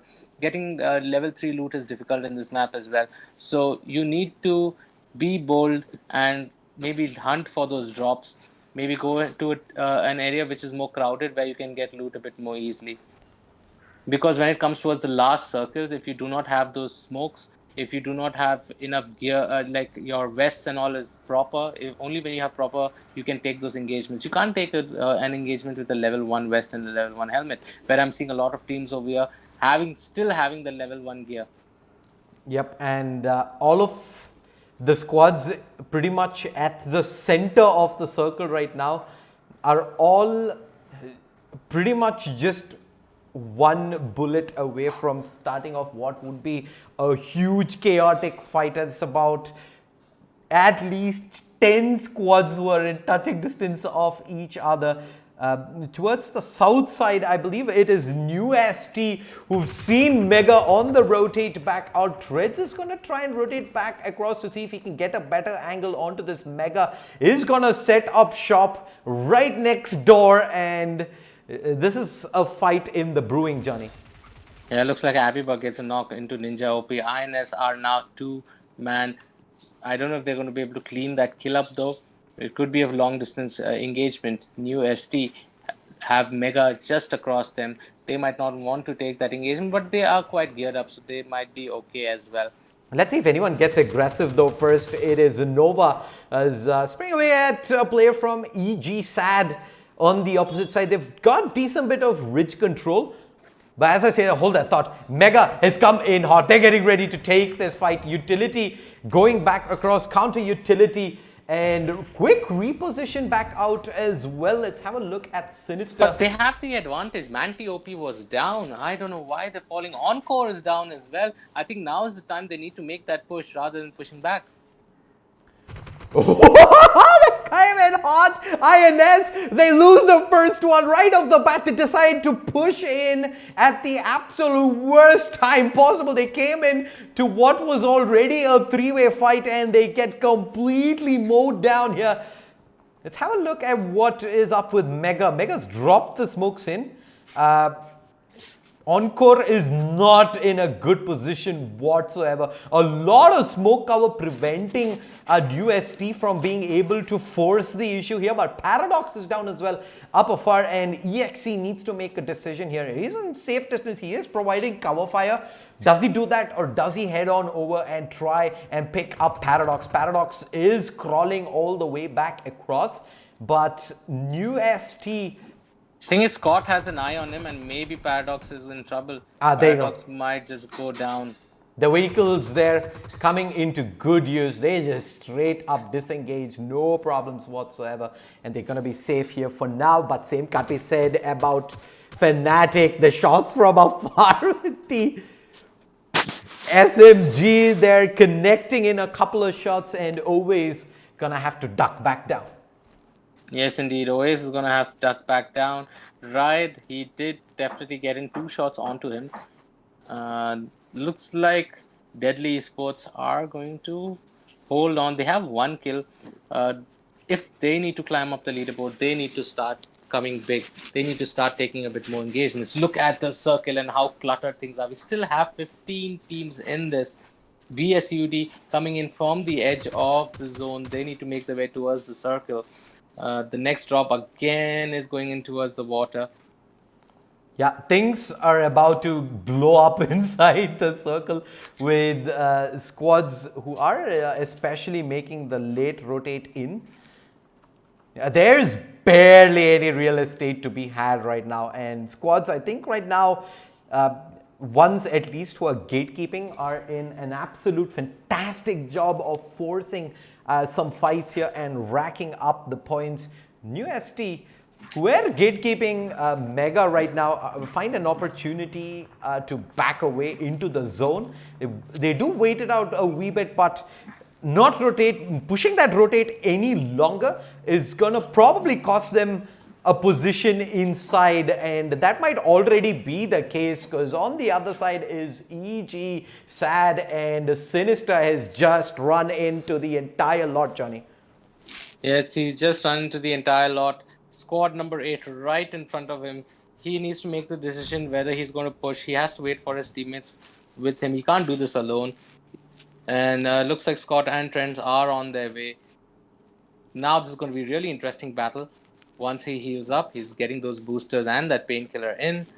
His helmet has taken quite a bit of damage. He has 4 heals now. Looks like they're going to go in hot. Squad number 8, they are keeping an eye. They have 2 people standing near the wall. I don't know if Sinister is aware of that. There's quite a lot of distance to cover between that ridge and go to that wall. And that could be the downfall of him. They need to drop in a smoke if they need to move in ahead. And they need to maybe drop in a few nades before they make that push.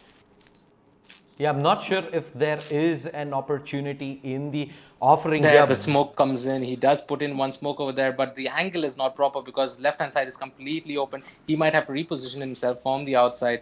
And looks like there's another push coming in. MegaStars gets in Avatar down, and Swag is spraying down. They get that cleanup, and they clean RSAP. Well, that was so fast. It is running, guns blazing there. They almost end up lining up for a clean sweep, and Mega is going to say thank you very much. It's exactly what we needed there, considering they are still challenging for the top of the leaderboard. There are right now, where are they? I'm trying to look at it. Yeah, they go 8th position, 46 points. Every single kill counts here, and considering there are 14 squads up, Sinister ends up going down where the rest of his teammates are not able to respond back. There's a decent enough ridge there that will give them some backup cover if they want to try and get the res back out. Looks like they're going to call for an early rotate out though and try and bypass squad number 8 entirely, but while doing so they're running themselves in. Oh, he's going straight into squad number 12. I don't think he's aware of this, and this might be the downfall. He drops the vehicle and there he gets spotted. Atra needs to hide behind the wall.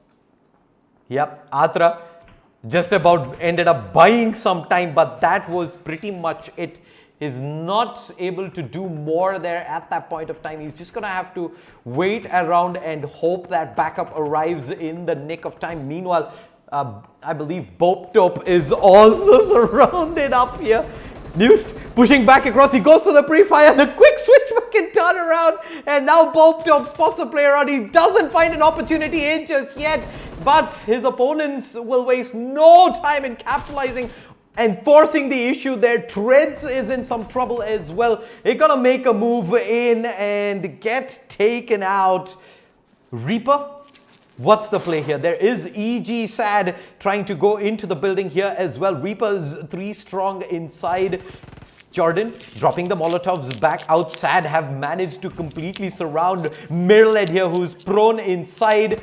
I don't think he's going to find a perfect fight here. He does do a decent bit of damage, but the 2 kills are good. Jordan, way back out. EGxODIA pushes out aggressively, and he's got the job done here. He's found 1. He's found 2. Jordan's down as well. How many can he clean up here? In comes Lovish. Lovish walks straight into the crosshair. Zern was holding the angle down, and now Sadview, where's he got to go? He's got nowhere to go. 3 players charging straight up. Reaper X says, this is our fight. We're taking this, and that was pretty unfortunate there. When they pushed in, they had the advantage initially, but The force back change across buildings. Huge W there, giving them a big advantage. And Fnatic inside the circle. They're going to sit here nice and pretty and wait for the squads to push in on them. Johnny. Yes, indeed. And now they're gearing up for the close range battles that are going to happen. They have good cover in. This looks like there are only 2 compounds that are inside the circle and they are holding one of them. They're going to be happy with the position they are in. 11 teams left, 33 alive. And just look at the size of that circle, how small it is. Looks that Avatar, he's getting shot and he's going to take cover. He definitely gets a knock over there, completes that kill as well on Avistar. He's going to heal up. He's lost his helmet though. He's going to be sitting duck on for a headshot from anyone on the opposite side.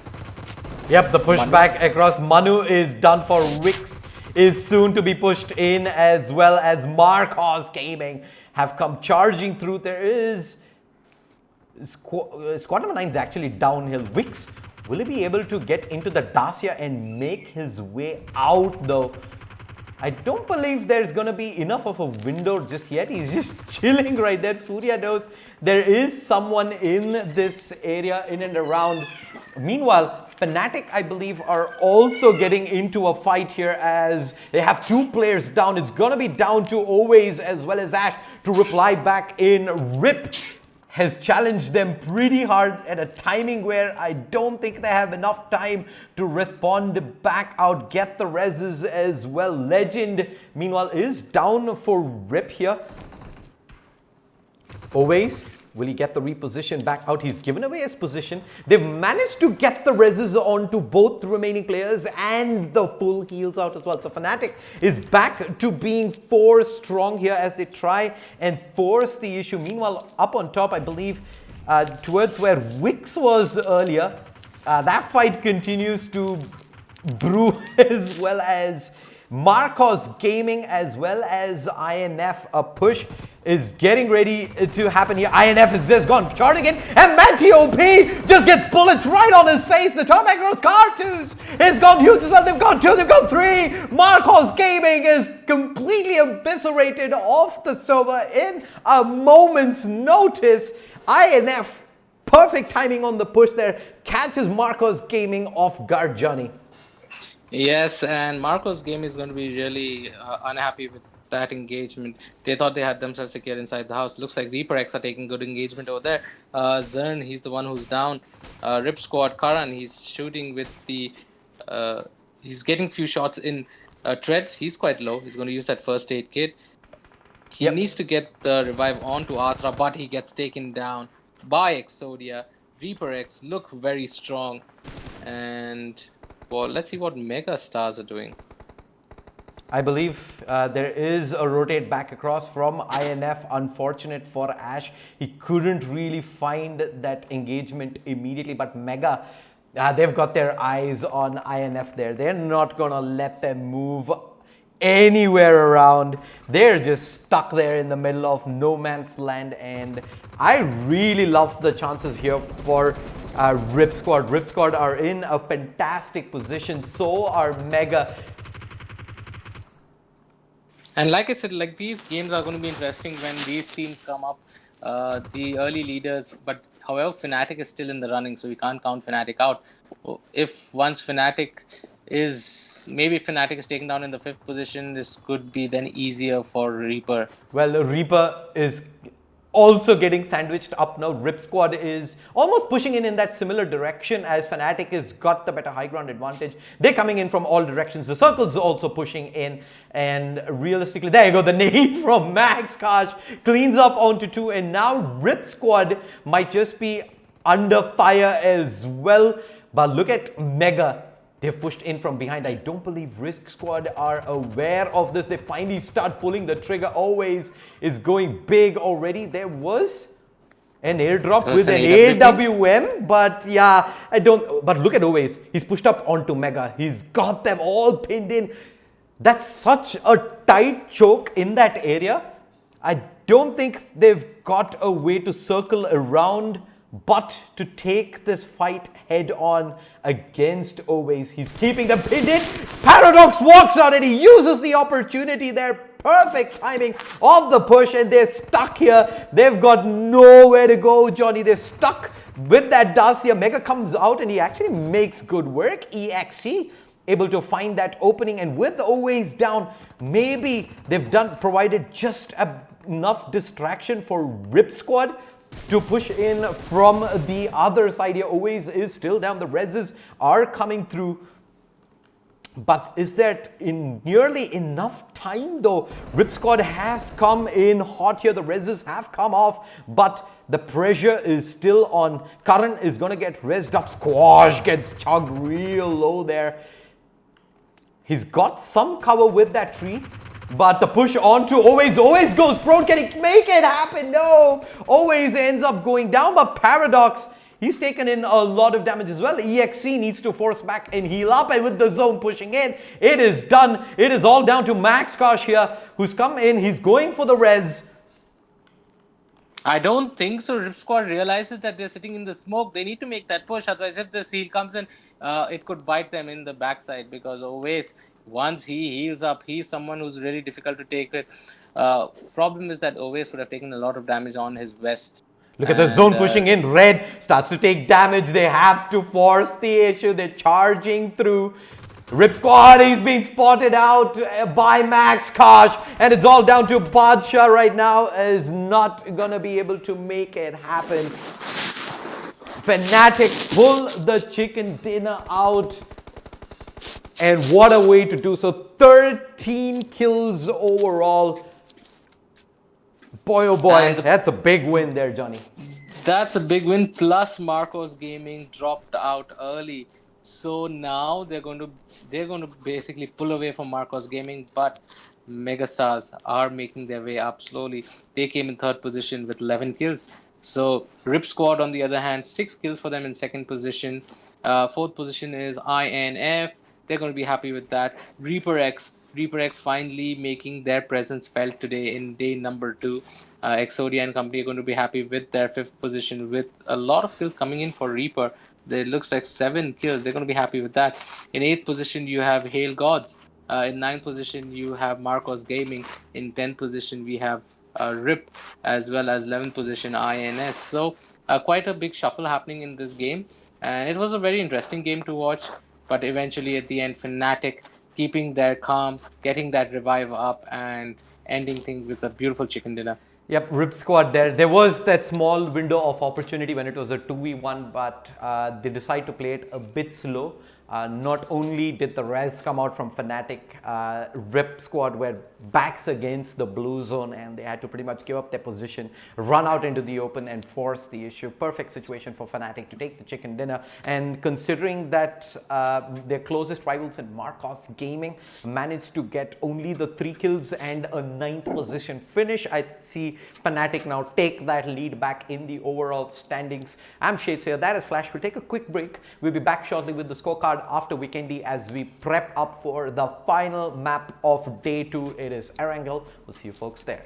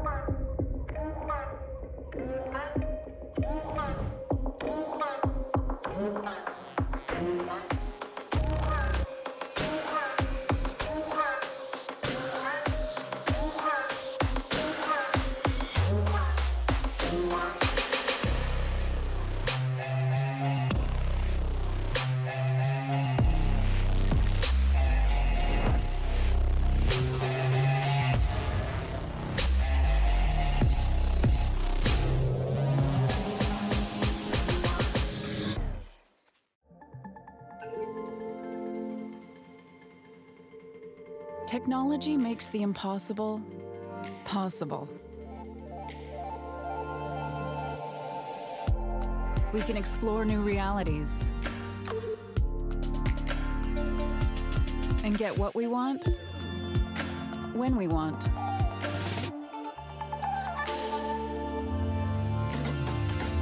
We can make virtual friends.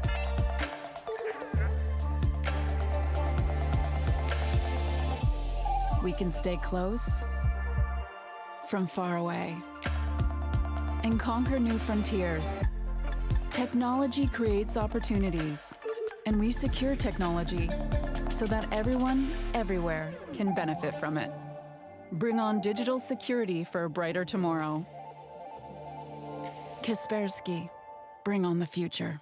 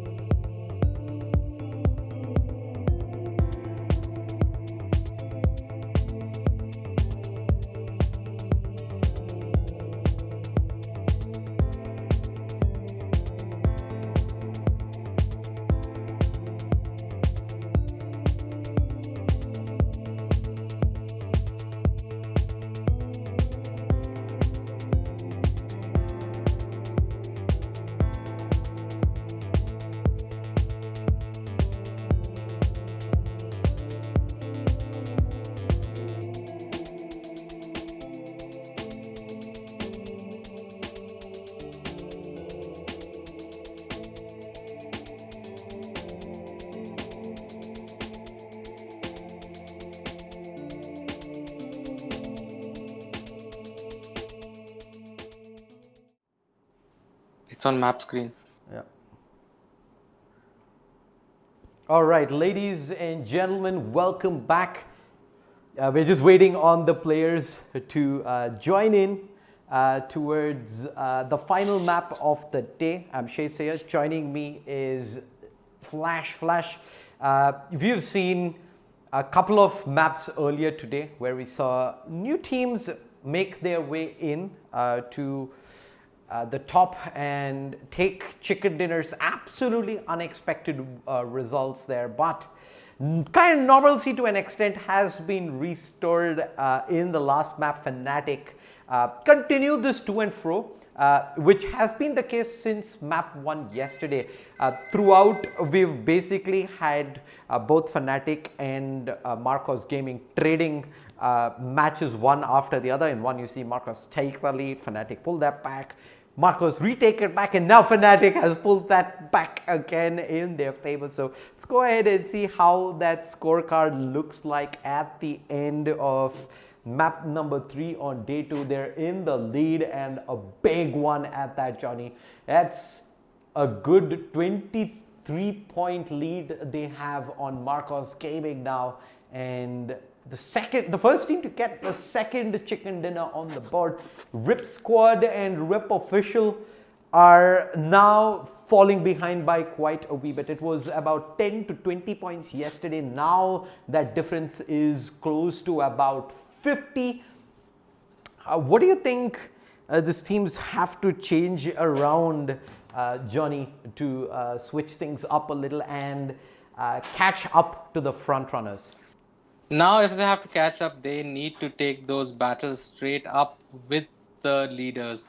If they do not take the leaders down early, the leaders are just going to, try and keep their consistency, get those few points in and maintain that on the leaderboard.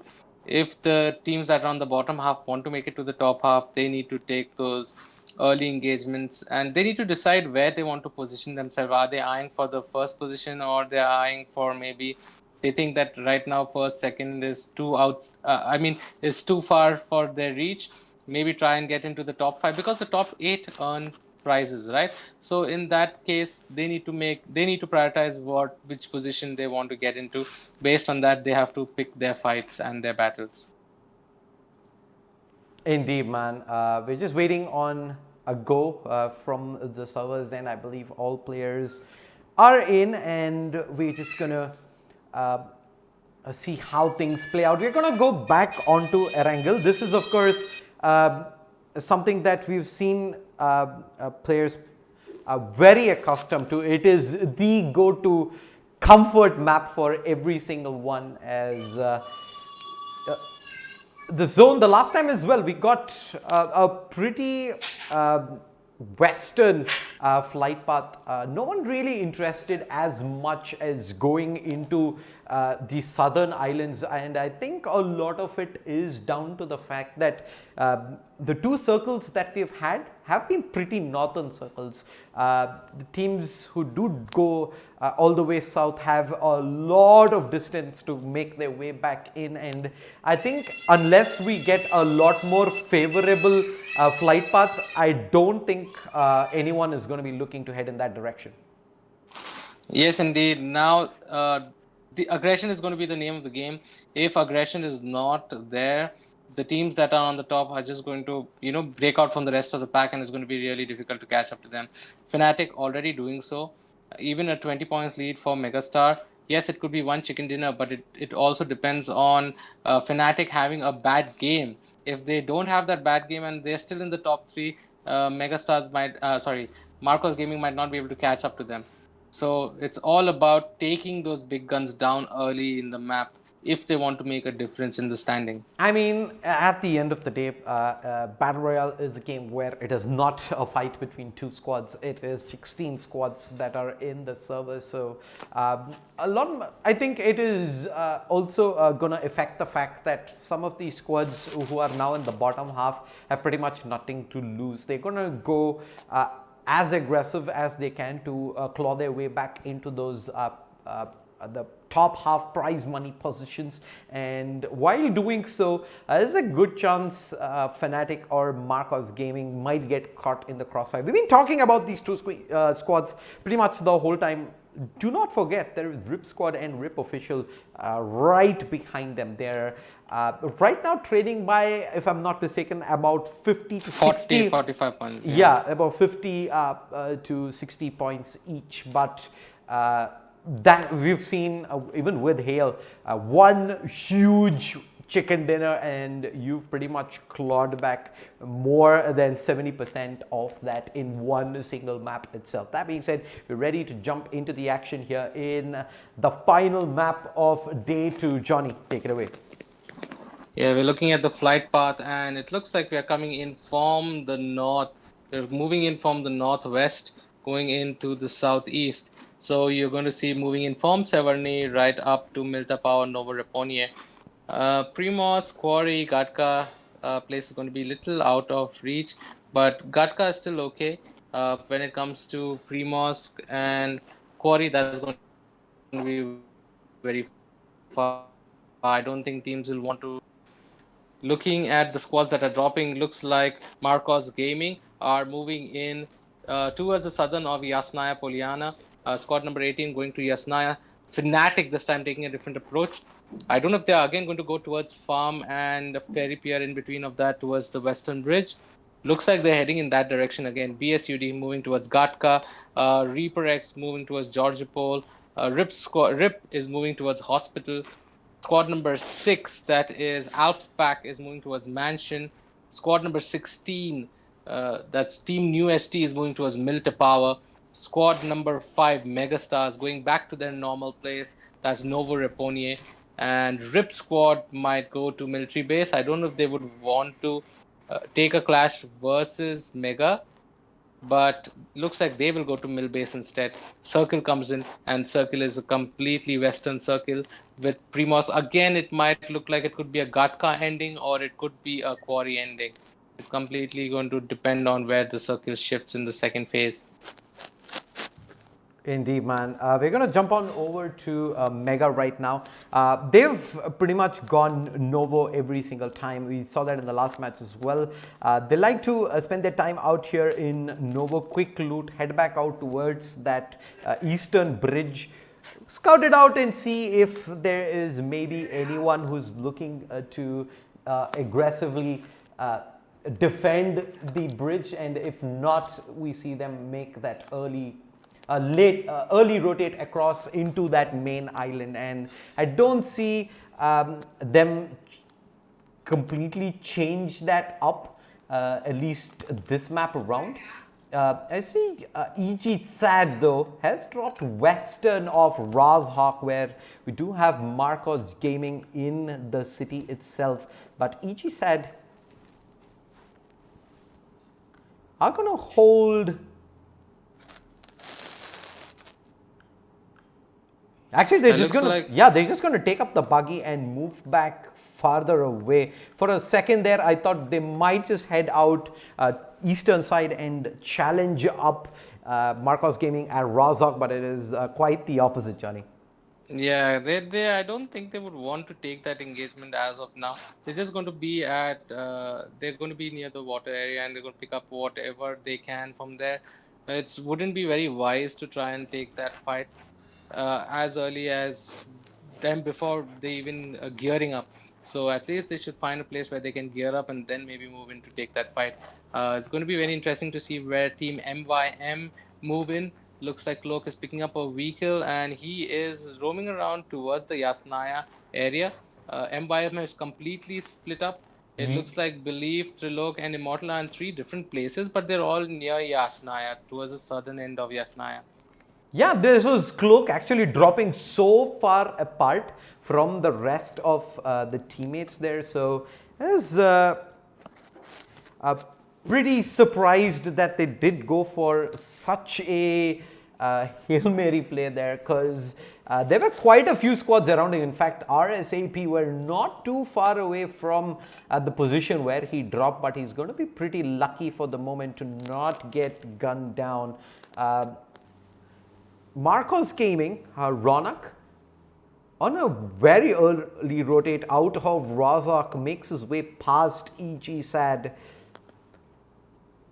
Looks like they're going to try and make their way in early towards center zone, which is centered right now around Gatka, Johnny.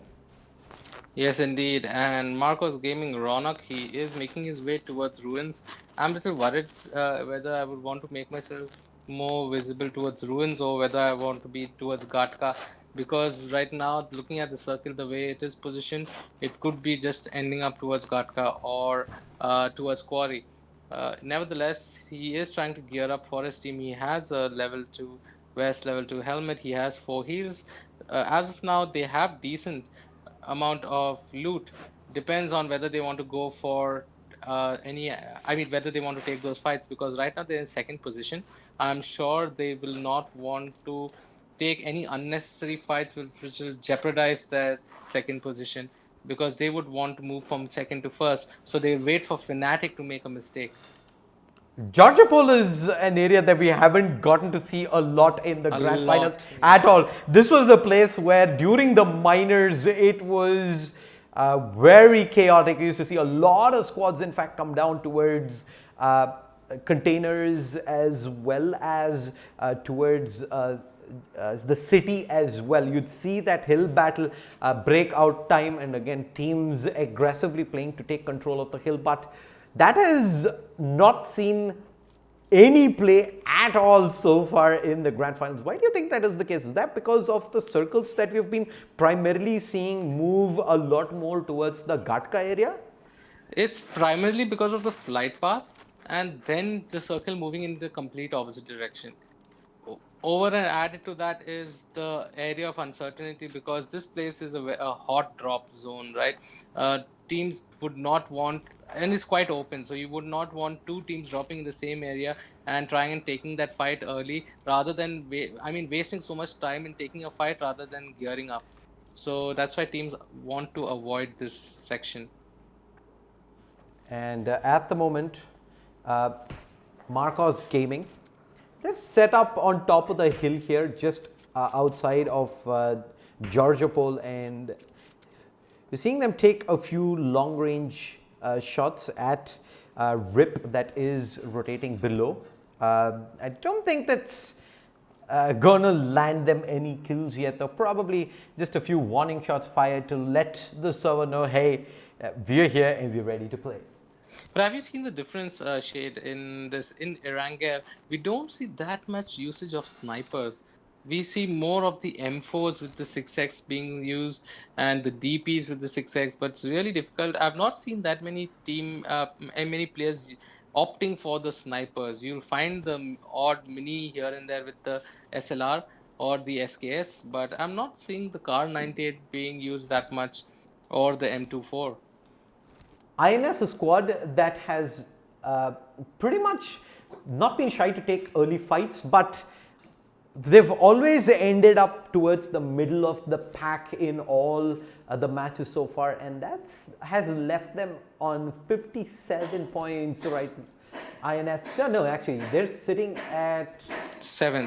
They're on 7th on 57 points, so they're far behind the leaders right now. And no, sorry, I think INS is in 9th position, inside out, which is they're not too far away still. They're still on 50 points, but still a way bit off the leaders, almost 1/3 the points. So 1/3, yeah.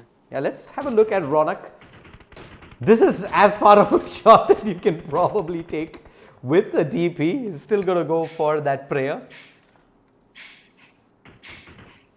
It's going to be really interesting to watch how these teams are going to progress towards the later zones, because this zone that is going to come up is very scary, especially if it's a Gatka ending. Again, Gatka is going to be a very open ending, and you do have some rock cover, some ridges here and there, but not many teams would want to play in the Gatka region. Looks like Fnatic are scouting Gatka. They have Max Cash with the vehicle, and the other teammates are there as well. Yeah, they've got control of the compound. They see FG on the rotate towards it. Probably just want to keep the information up and not really give away their positions themselves. Yes, at this range, do you think wouldn't you prefer a Car 98, or would you be okay with an SLR or I'm a huge SKS? Car 98 fan anyway. I'm gonna pick it all day, all night, regardless. But squad number 14, that is Flawless Gaming. They're also on the rotate. So they just drive past squad 11 into some dangerous territory there. But Looks like yeah, they've got themselves onto the hill right now. BSUD were pulling up very close, and almost certainly we're gonna be in some trouble. So is squad number 15 here, MYM. They're coming up hot. They're walking straight into the crosshair of RIP. They've lost the first player already. Tempest gonna be pushing in from the side. He's getting ready with the nades. He's got Immortal pinned in position here. The nade, counter nade coming through as well. He spotted Immortal for a second there. He's going to continue barraging the nades in, and Tempest, timing of the push is going to be critical here. His Immortal's actually already fallen back a lot, and the spray there with the 3x not going to yield much. But Rip will be able to pick up Skrillex here without MYM being able to confirm that. Yes, indeed. And now Rip needs to get that quick res. Oh, they're not able to get that. The cleanup comes in, and Manti OP cleans him. Tempest wasn't there on time. Look at what's happening though to MYM. They just went straight into INS, and they've already lost one. Immortal goes to the pre-fire across inside the smoke. Kunal's not spot anyone. The timing's everything there. He gets him while his guard was down, and MYM, from one problem, they walked straight into another, straight into the open arms of INS, and hand them 3 huge kills there, Johnny. Yes, indeed, and they were very gutsy to take that battle. INS is like, now we need to rack up some kills. They're able to get 3 kills over here, and MYM out of the contingency. Day 2, again, a bad day for them. Yep, is not getting any better anytime soon now, is it, Johnny? They've put themselves in a pretty darn tough position on the leaderboard after 2 days, and looks like Fnatic Frankie is able to put that M24 to good use. Yes, indeed, and Treads, he's trying to take a peek in ruins as to what's happening over here. Sinister and company, looking at where the circle is. The circle has shifted towards the north, so you can rule out completely Quarry, but this could still be a Georgia Pole ending. You have the entire mountain in which Marcos Gaming have settled themselves up on top. If this is another mountain ending, this is going to be crazy. Yep, for the moment though, the immediate action I see is between INF and EGxSAD. INF right now pretty much trying to scout out and see where EG currently is positioned. They are on the rotate. Squad number 18 is also going to be coming in from behind, and I think they've got the jump onto squad number 9 here. Hail, let's see if they move down. I did spot Wix, in fact see the entirety of squad number 9 there in the building straight up ahead, and instead they're going to look to completely bypass this area. Wise decision as we jump on over to Amir, who's now got his eyes trained on Mafia and Cartoons. Long range with the DP 4x. Yeah, he's looking with the 4x straight into that watchtower. He knows that there are at least a couple over there, and shots are being fired onto him from where Mafia takes some damage. Oh, Amir gets spotted out and he takes a hit, though he did not take that much damage. But that 4x, he's not able to spot either of them. He's just shooting in the blind. And look at the parking lot from RIP right now. They've completely blocked the vehicles away from the high ground where MGZ are currently holding. NewST takes up the compound far below, is about about a kilometer away from where RIP is. So Right now, though, Marcos Gaming have the absolute best vantage point. They've got all the information around the squads and where they're rotating, where they're setting up shop, and are in good position right now to make the most moving into the final few zones, Johnny. Yes, indeed. Marcos Gaming. Now they're at the edge on the mountain. So this circle. Let's take a look at what the circle is looking like in after the zone. And in fact, it's just going to jump back to the action here as Ronak spots out Ninja OP on the rotate. There is Rip also making their way out. Decent bit of damage done there. That range with the hollow on the M4 still goes to work, still gets some chip damage in, but the squads who are at the western side, Fnatic is going to be in some trouble by the looks of things. They're coming in hot towards EG. They're taking in a lot of fire. There's a lot of squads in and around this area as they try and make their way out. They're moving straight towards RIP. Not what they want to be doing. Frankie's taken in some damage as well. Ash is going to be coming back in, and now they're completely wide out in the open. EG, they do manage to get some damage in. I believe that was maybe RIP who's third partying into this, but keeping an eye on Always, who manages to get the opener there. That was huge. He was so far away from the rest of his teammates. He goes down. He's almost certainly not going to get res back up, Johnny. Yeah, definitely he's not going to get res back up. And Max Cash down. Fnatic, they get one kill, 1-for-1 trade. Little expensive for Fnatic. There's still 15 squads in the server. Manti OP. I'm sure Marcos Gaming are keeping an eye on Fnatic, and Fnatic will definitely not want to give up on that lead that they have.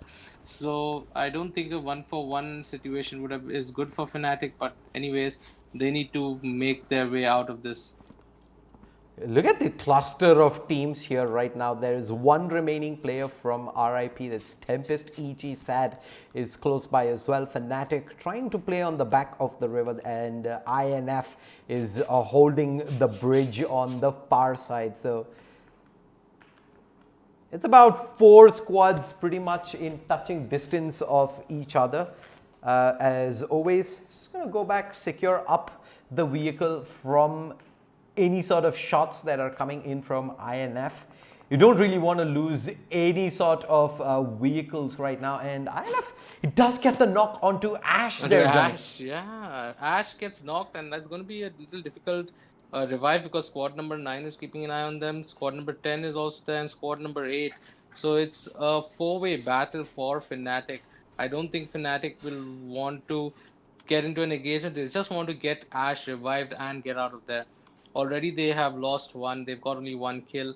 And looks like Georgiopol is going to be where the action is going to take place. Zotko keeping an eye on squad number 12. That's Reaper. And Reaper in the houses near the containers. They are going to keep their eyes to see when the rotations are happening and teams coming in from behind. Looks like Trends. He's firing a few shots from Ruins. Yep, he's going to try like and RSAP. Trying to get a couple of shots in with the M16 there. He's going to connect on maybe a couple of shots, but then again, I don't see him realistically being able to secure any of these kills. I'm just going to try and run through as much meds as they can on Reaper. Who are they going up against? They're going up against RSAP, never mind. Okay, let's take a look at the circle and see how the circle is. Just hold that thought though. Mega is going in hot up against BSUD. They've already got the one knocked nade. Does so much works out to Wexy. Wexy moves in. Does he have time to go for the rest? No, he doesn't. The Blues is also pushing in. He's forced back out. That's pretty much going to leave his teammate to go down there. Paradox can't be rezzed back out. He's going to get cleaned up, and Wexy is holding the angle down. A smoke to cover his back, but he's going to use the smoke to his advantage, and he's somehow still alive. Iron Fist coming in the side. Does he get the reload out? No, he can't. He's pushed that as long as he could, but now Iron Fist out in the open. Encore gets traded by Carry. BSUD, that pretty much came down to the fact that they spread themselves as wide as they did, and that prevented any sort of spray transfer situation where he gets 2 in 1 clip, and they've almost always certainly were ready to get the trades in, Johnny. Yeah, and the situation now, Marcos Gaming out of the running, very unfortunate for them. But Fnatic is going to be really happy with this because Fnatic knows that they are out. Even if they lose right now, they're still going to hold on to that healthy lead. So Fnatic going to be happy with that outcome of Marcos Gaming. Yep,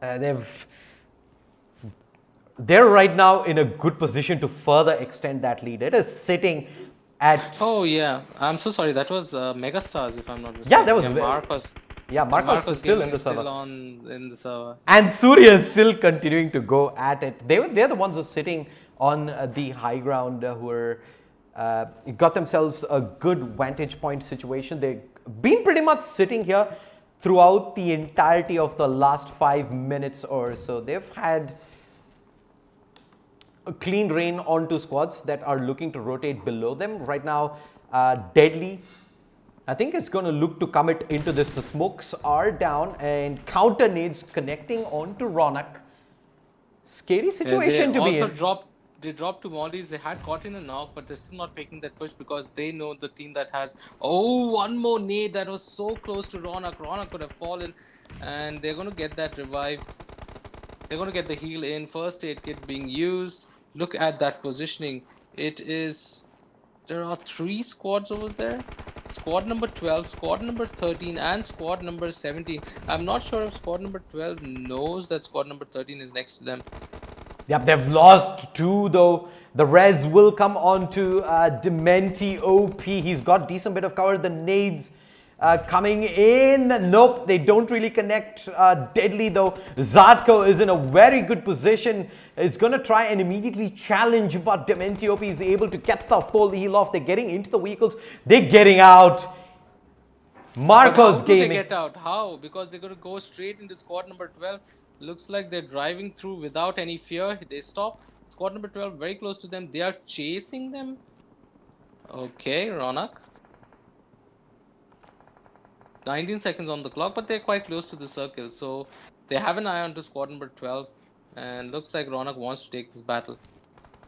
Yeah, looks like they've got no vision in the... Ronak is looking in the right direction. There's an entire squad pretty much stuck inside that smoke right now, but unfortunately they cannot really make a move just yet. They're going to leave themselves exposed if they do go further ahead and push in. They've got the vehicle and they're going to try and wing this with the zone pushing in. They've not really got too much of an option but to go for it here, and Fnatic also have come in hot. The shots are not on point there and they lose Frankie. Frankie ends up getting knocked down. They're going to blow up the Dacia in hope of using this as cover. INF is out in the open as well. Cartoons gets gunned down from afar. M4 with the 3x. He lasers in and he's got RSAP below as well. This squad's all around Fnatic. They are stuck here. 2 players down. Max Kosh is already down. It's all up to Ash. Can he make this happen, Johnny? Yeah, he's going for the revive onto Oves. It's very important for him to get that revive so that Oves can go and try and get cover on and get Frankie over there. But Frankie might just get shots being fired and very close. Oves, he's going to get that heal up. Now they need to get that res onto Frankie quickly. Ash drops the smoke, but shots being fired over there. Again, the knock coming in onto Oves. Ash is in trouble. Ash needs to heal himself up. Looks like it's going to be doomsday for Frankie and Oves. Frankie very close to Ash. Ash is going to go for that. Is he going to go for the revive? Yes, he is. And we're going to keep our eyes on INS. INS currently inside the zone. They're sitting in a pretty comfortable position. They don't really need to move around as much, but squad number 13 are going to continue to pile on the pressure here. They're using the vehicles out in the open as cover as they look to make their way in towards the compound that squad number 7 is currently holding. But BSUD, they've spotted out Ninja OP. INS is fully pulled up and a couple of players are actually looking in this direction, watching the push come through. I think timing's gonna be everything here as he plays things up very slow. Rip getting the shots in. He's getting shot from a side. Riot is going to end up going down. There's just so many squads here out in the open. You can't leave yourself exposed on multiple directions. INF Bunny there finds a small opening. NewST are putting on a fight as well, but they're coming in backs to the zone. They're going to have to force out the fight here. The nades are on point. They get the work done and are at least safe for now. But as I say, that Abiberg is also going to come through. Treads, it's going to be all down to him, and he can't make good in the initial spray down. Does do decent bit of damage onto Abiberg, but the tree there is going to provide sufficient cover. Scott, is he going to fall back to go for the res? I highly doubt it at the moment. He's going to keep his eyes out, because if he gets tunnel visioned in, there is Carry, who's on the far left-hand side, who can trade that back across at Abiberg. He has made that happen. He's got both, but I'm keeping my eyes on Carry here. He's the trump card. He can force this fight here and be the third party that no one really wants, Johnny. Yes, and Carry over here, he is being very careful. He has his entire team's, depending on him. They have 8 kills, but they can still get 4th position. But again, BSUD having 2 good maps for today, so they're going to be happy with today's outcome. But tomorrow they need to pick up the pace. We see Flawless Gaming, they are 4 strong. And looks like Flawless, Bob Dope take out INS. INS go out in 4th position. So it's going to be Flawless Gaming. And we are going to have Carry's nades are very good there, and he gets Avatar down. He's still continuing to make this happen, and with the blue pushing in, they don't have the time to get the res on to Avatar, but they get the kill in regardless. And now Deadly, it's a 4v4 situation, but the blue has FG completely pinned in right now, and they've got almost no chance of trying to survive this. Saksham's going to be able to get the res out onto one. Avatar did already get resed up by Eco. A world of smokes down as Deadly tried to capitalize on the fact that FG are reeling, but I think there is a lot of cover right now preventing Deadly from being able to do much before FG are back to 4 strong here, Johnny. Yeah, FG are now resed up and they are going to be okay with this. Right now it looks like Deadly are going to be out of nades. It's going to be important to see how they reposition themselves. The circle is coming in and this is going to be the end, but who's going to be on top? That's the question. It's a 4v4, everyone hitting the ground and everyone crawling. Yeah, everyone is down right now, and it's going to be Dakshu goes down. Saksham finds a second as well, and this is the opportunity here. Avatar goes down. It's all down to Eco. Eco should get cleaned up momentarily, and that is going to be the chicken dinner going to Deadly. Another team all the way from the Ashes pulling back a big win there, and in convincing fashion with 13 kill chicken dinner there at the end. But FG, another squad that has always been skirting around that top half, but never really making that jump across, now in second position with the 5 kills. BSUD, a strong showing from these guys as well. They pull it back up to 8 kills.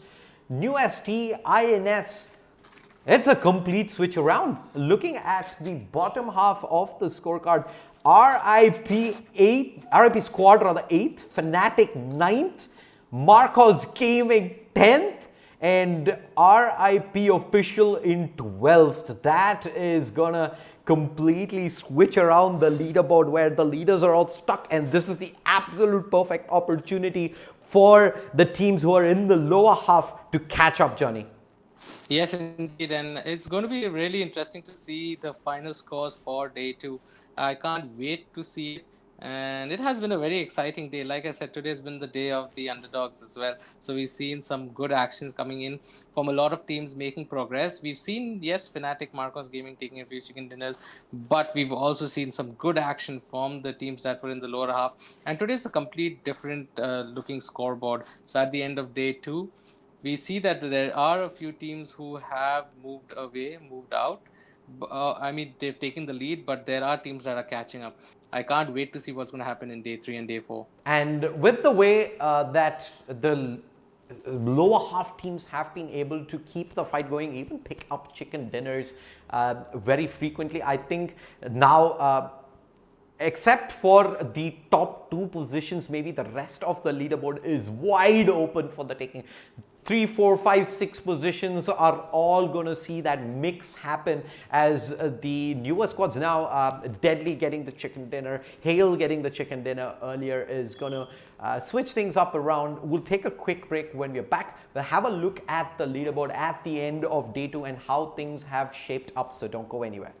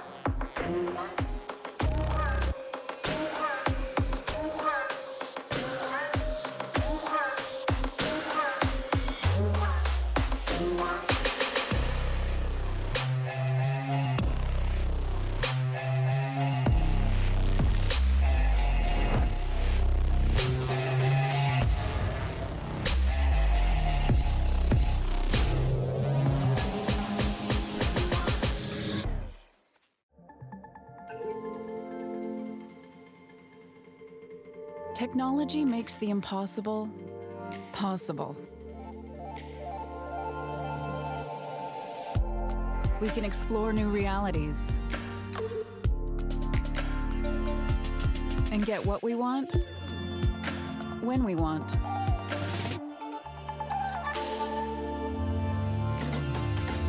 We can make virtual friends.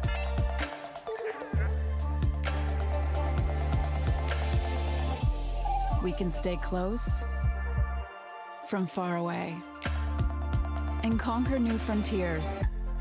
Technology creates opportunities, and we secure technology so that everyone, everywhere can benefit from it.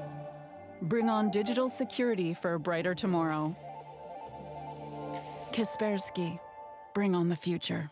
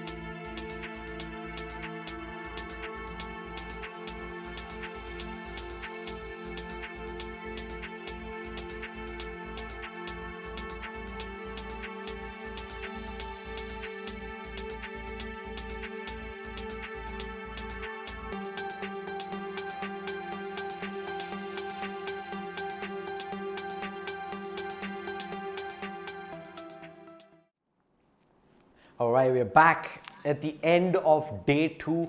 There's a lot of upsets that we got to see there, Johnny, throughout the day. Let's have a look at how the scorecard looks like at the end.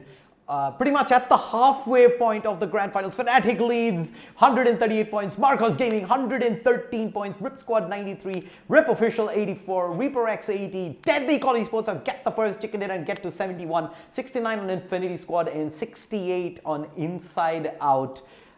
Will complete up the first top half of the leaderboard. MegaStars in 9th with 68.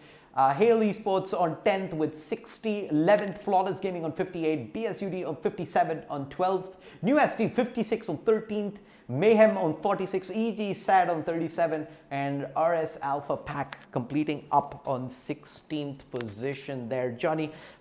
Except for maybe the bottom 2 teams, the rest of them are all in contention of easily being able to reach 3rd position at least. So the entire leaderboard is still wide open, but the top 2 now have put a significant gap there between the rest of the teams.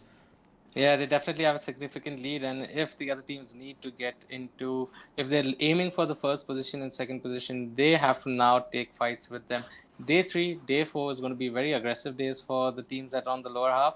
Nevertheless, the top 8 teams are going to get a chunk of the prize. So I hope people still set their priorities and based on that make changes to their gameplay. It's going to be an action-packed game, day 3 and day 4. I can't wait to see what's going to happen. Yep, we're at the halfway point. Teams have had enough time to adjust in, and now the socks are off, the gloves are off. It is brawl time as we jump into day 3 tomorrow. Action goes live at 12:45 p.m. Don't forget to tune in. I'm Shades there. That is Flash. We're signing off. See you folks tomorrow. Until then, keep gaming.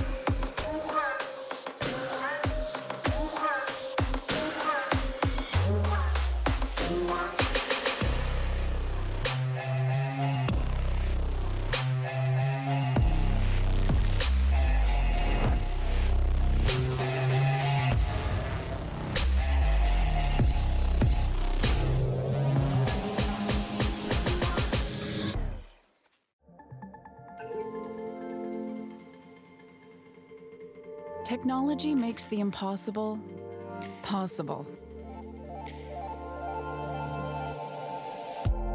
We can explore new realities and get what we want when we want.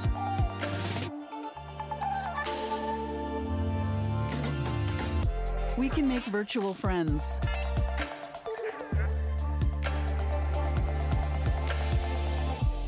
We can stay close from far away and conquer new frontiers. Technology creates opportunities, and we secure technology so that everyone, everywhere can benefit from it. Bring on digital security for a brighter tomorrow.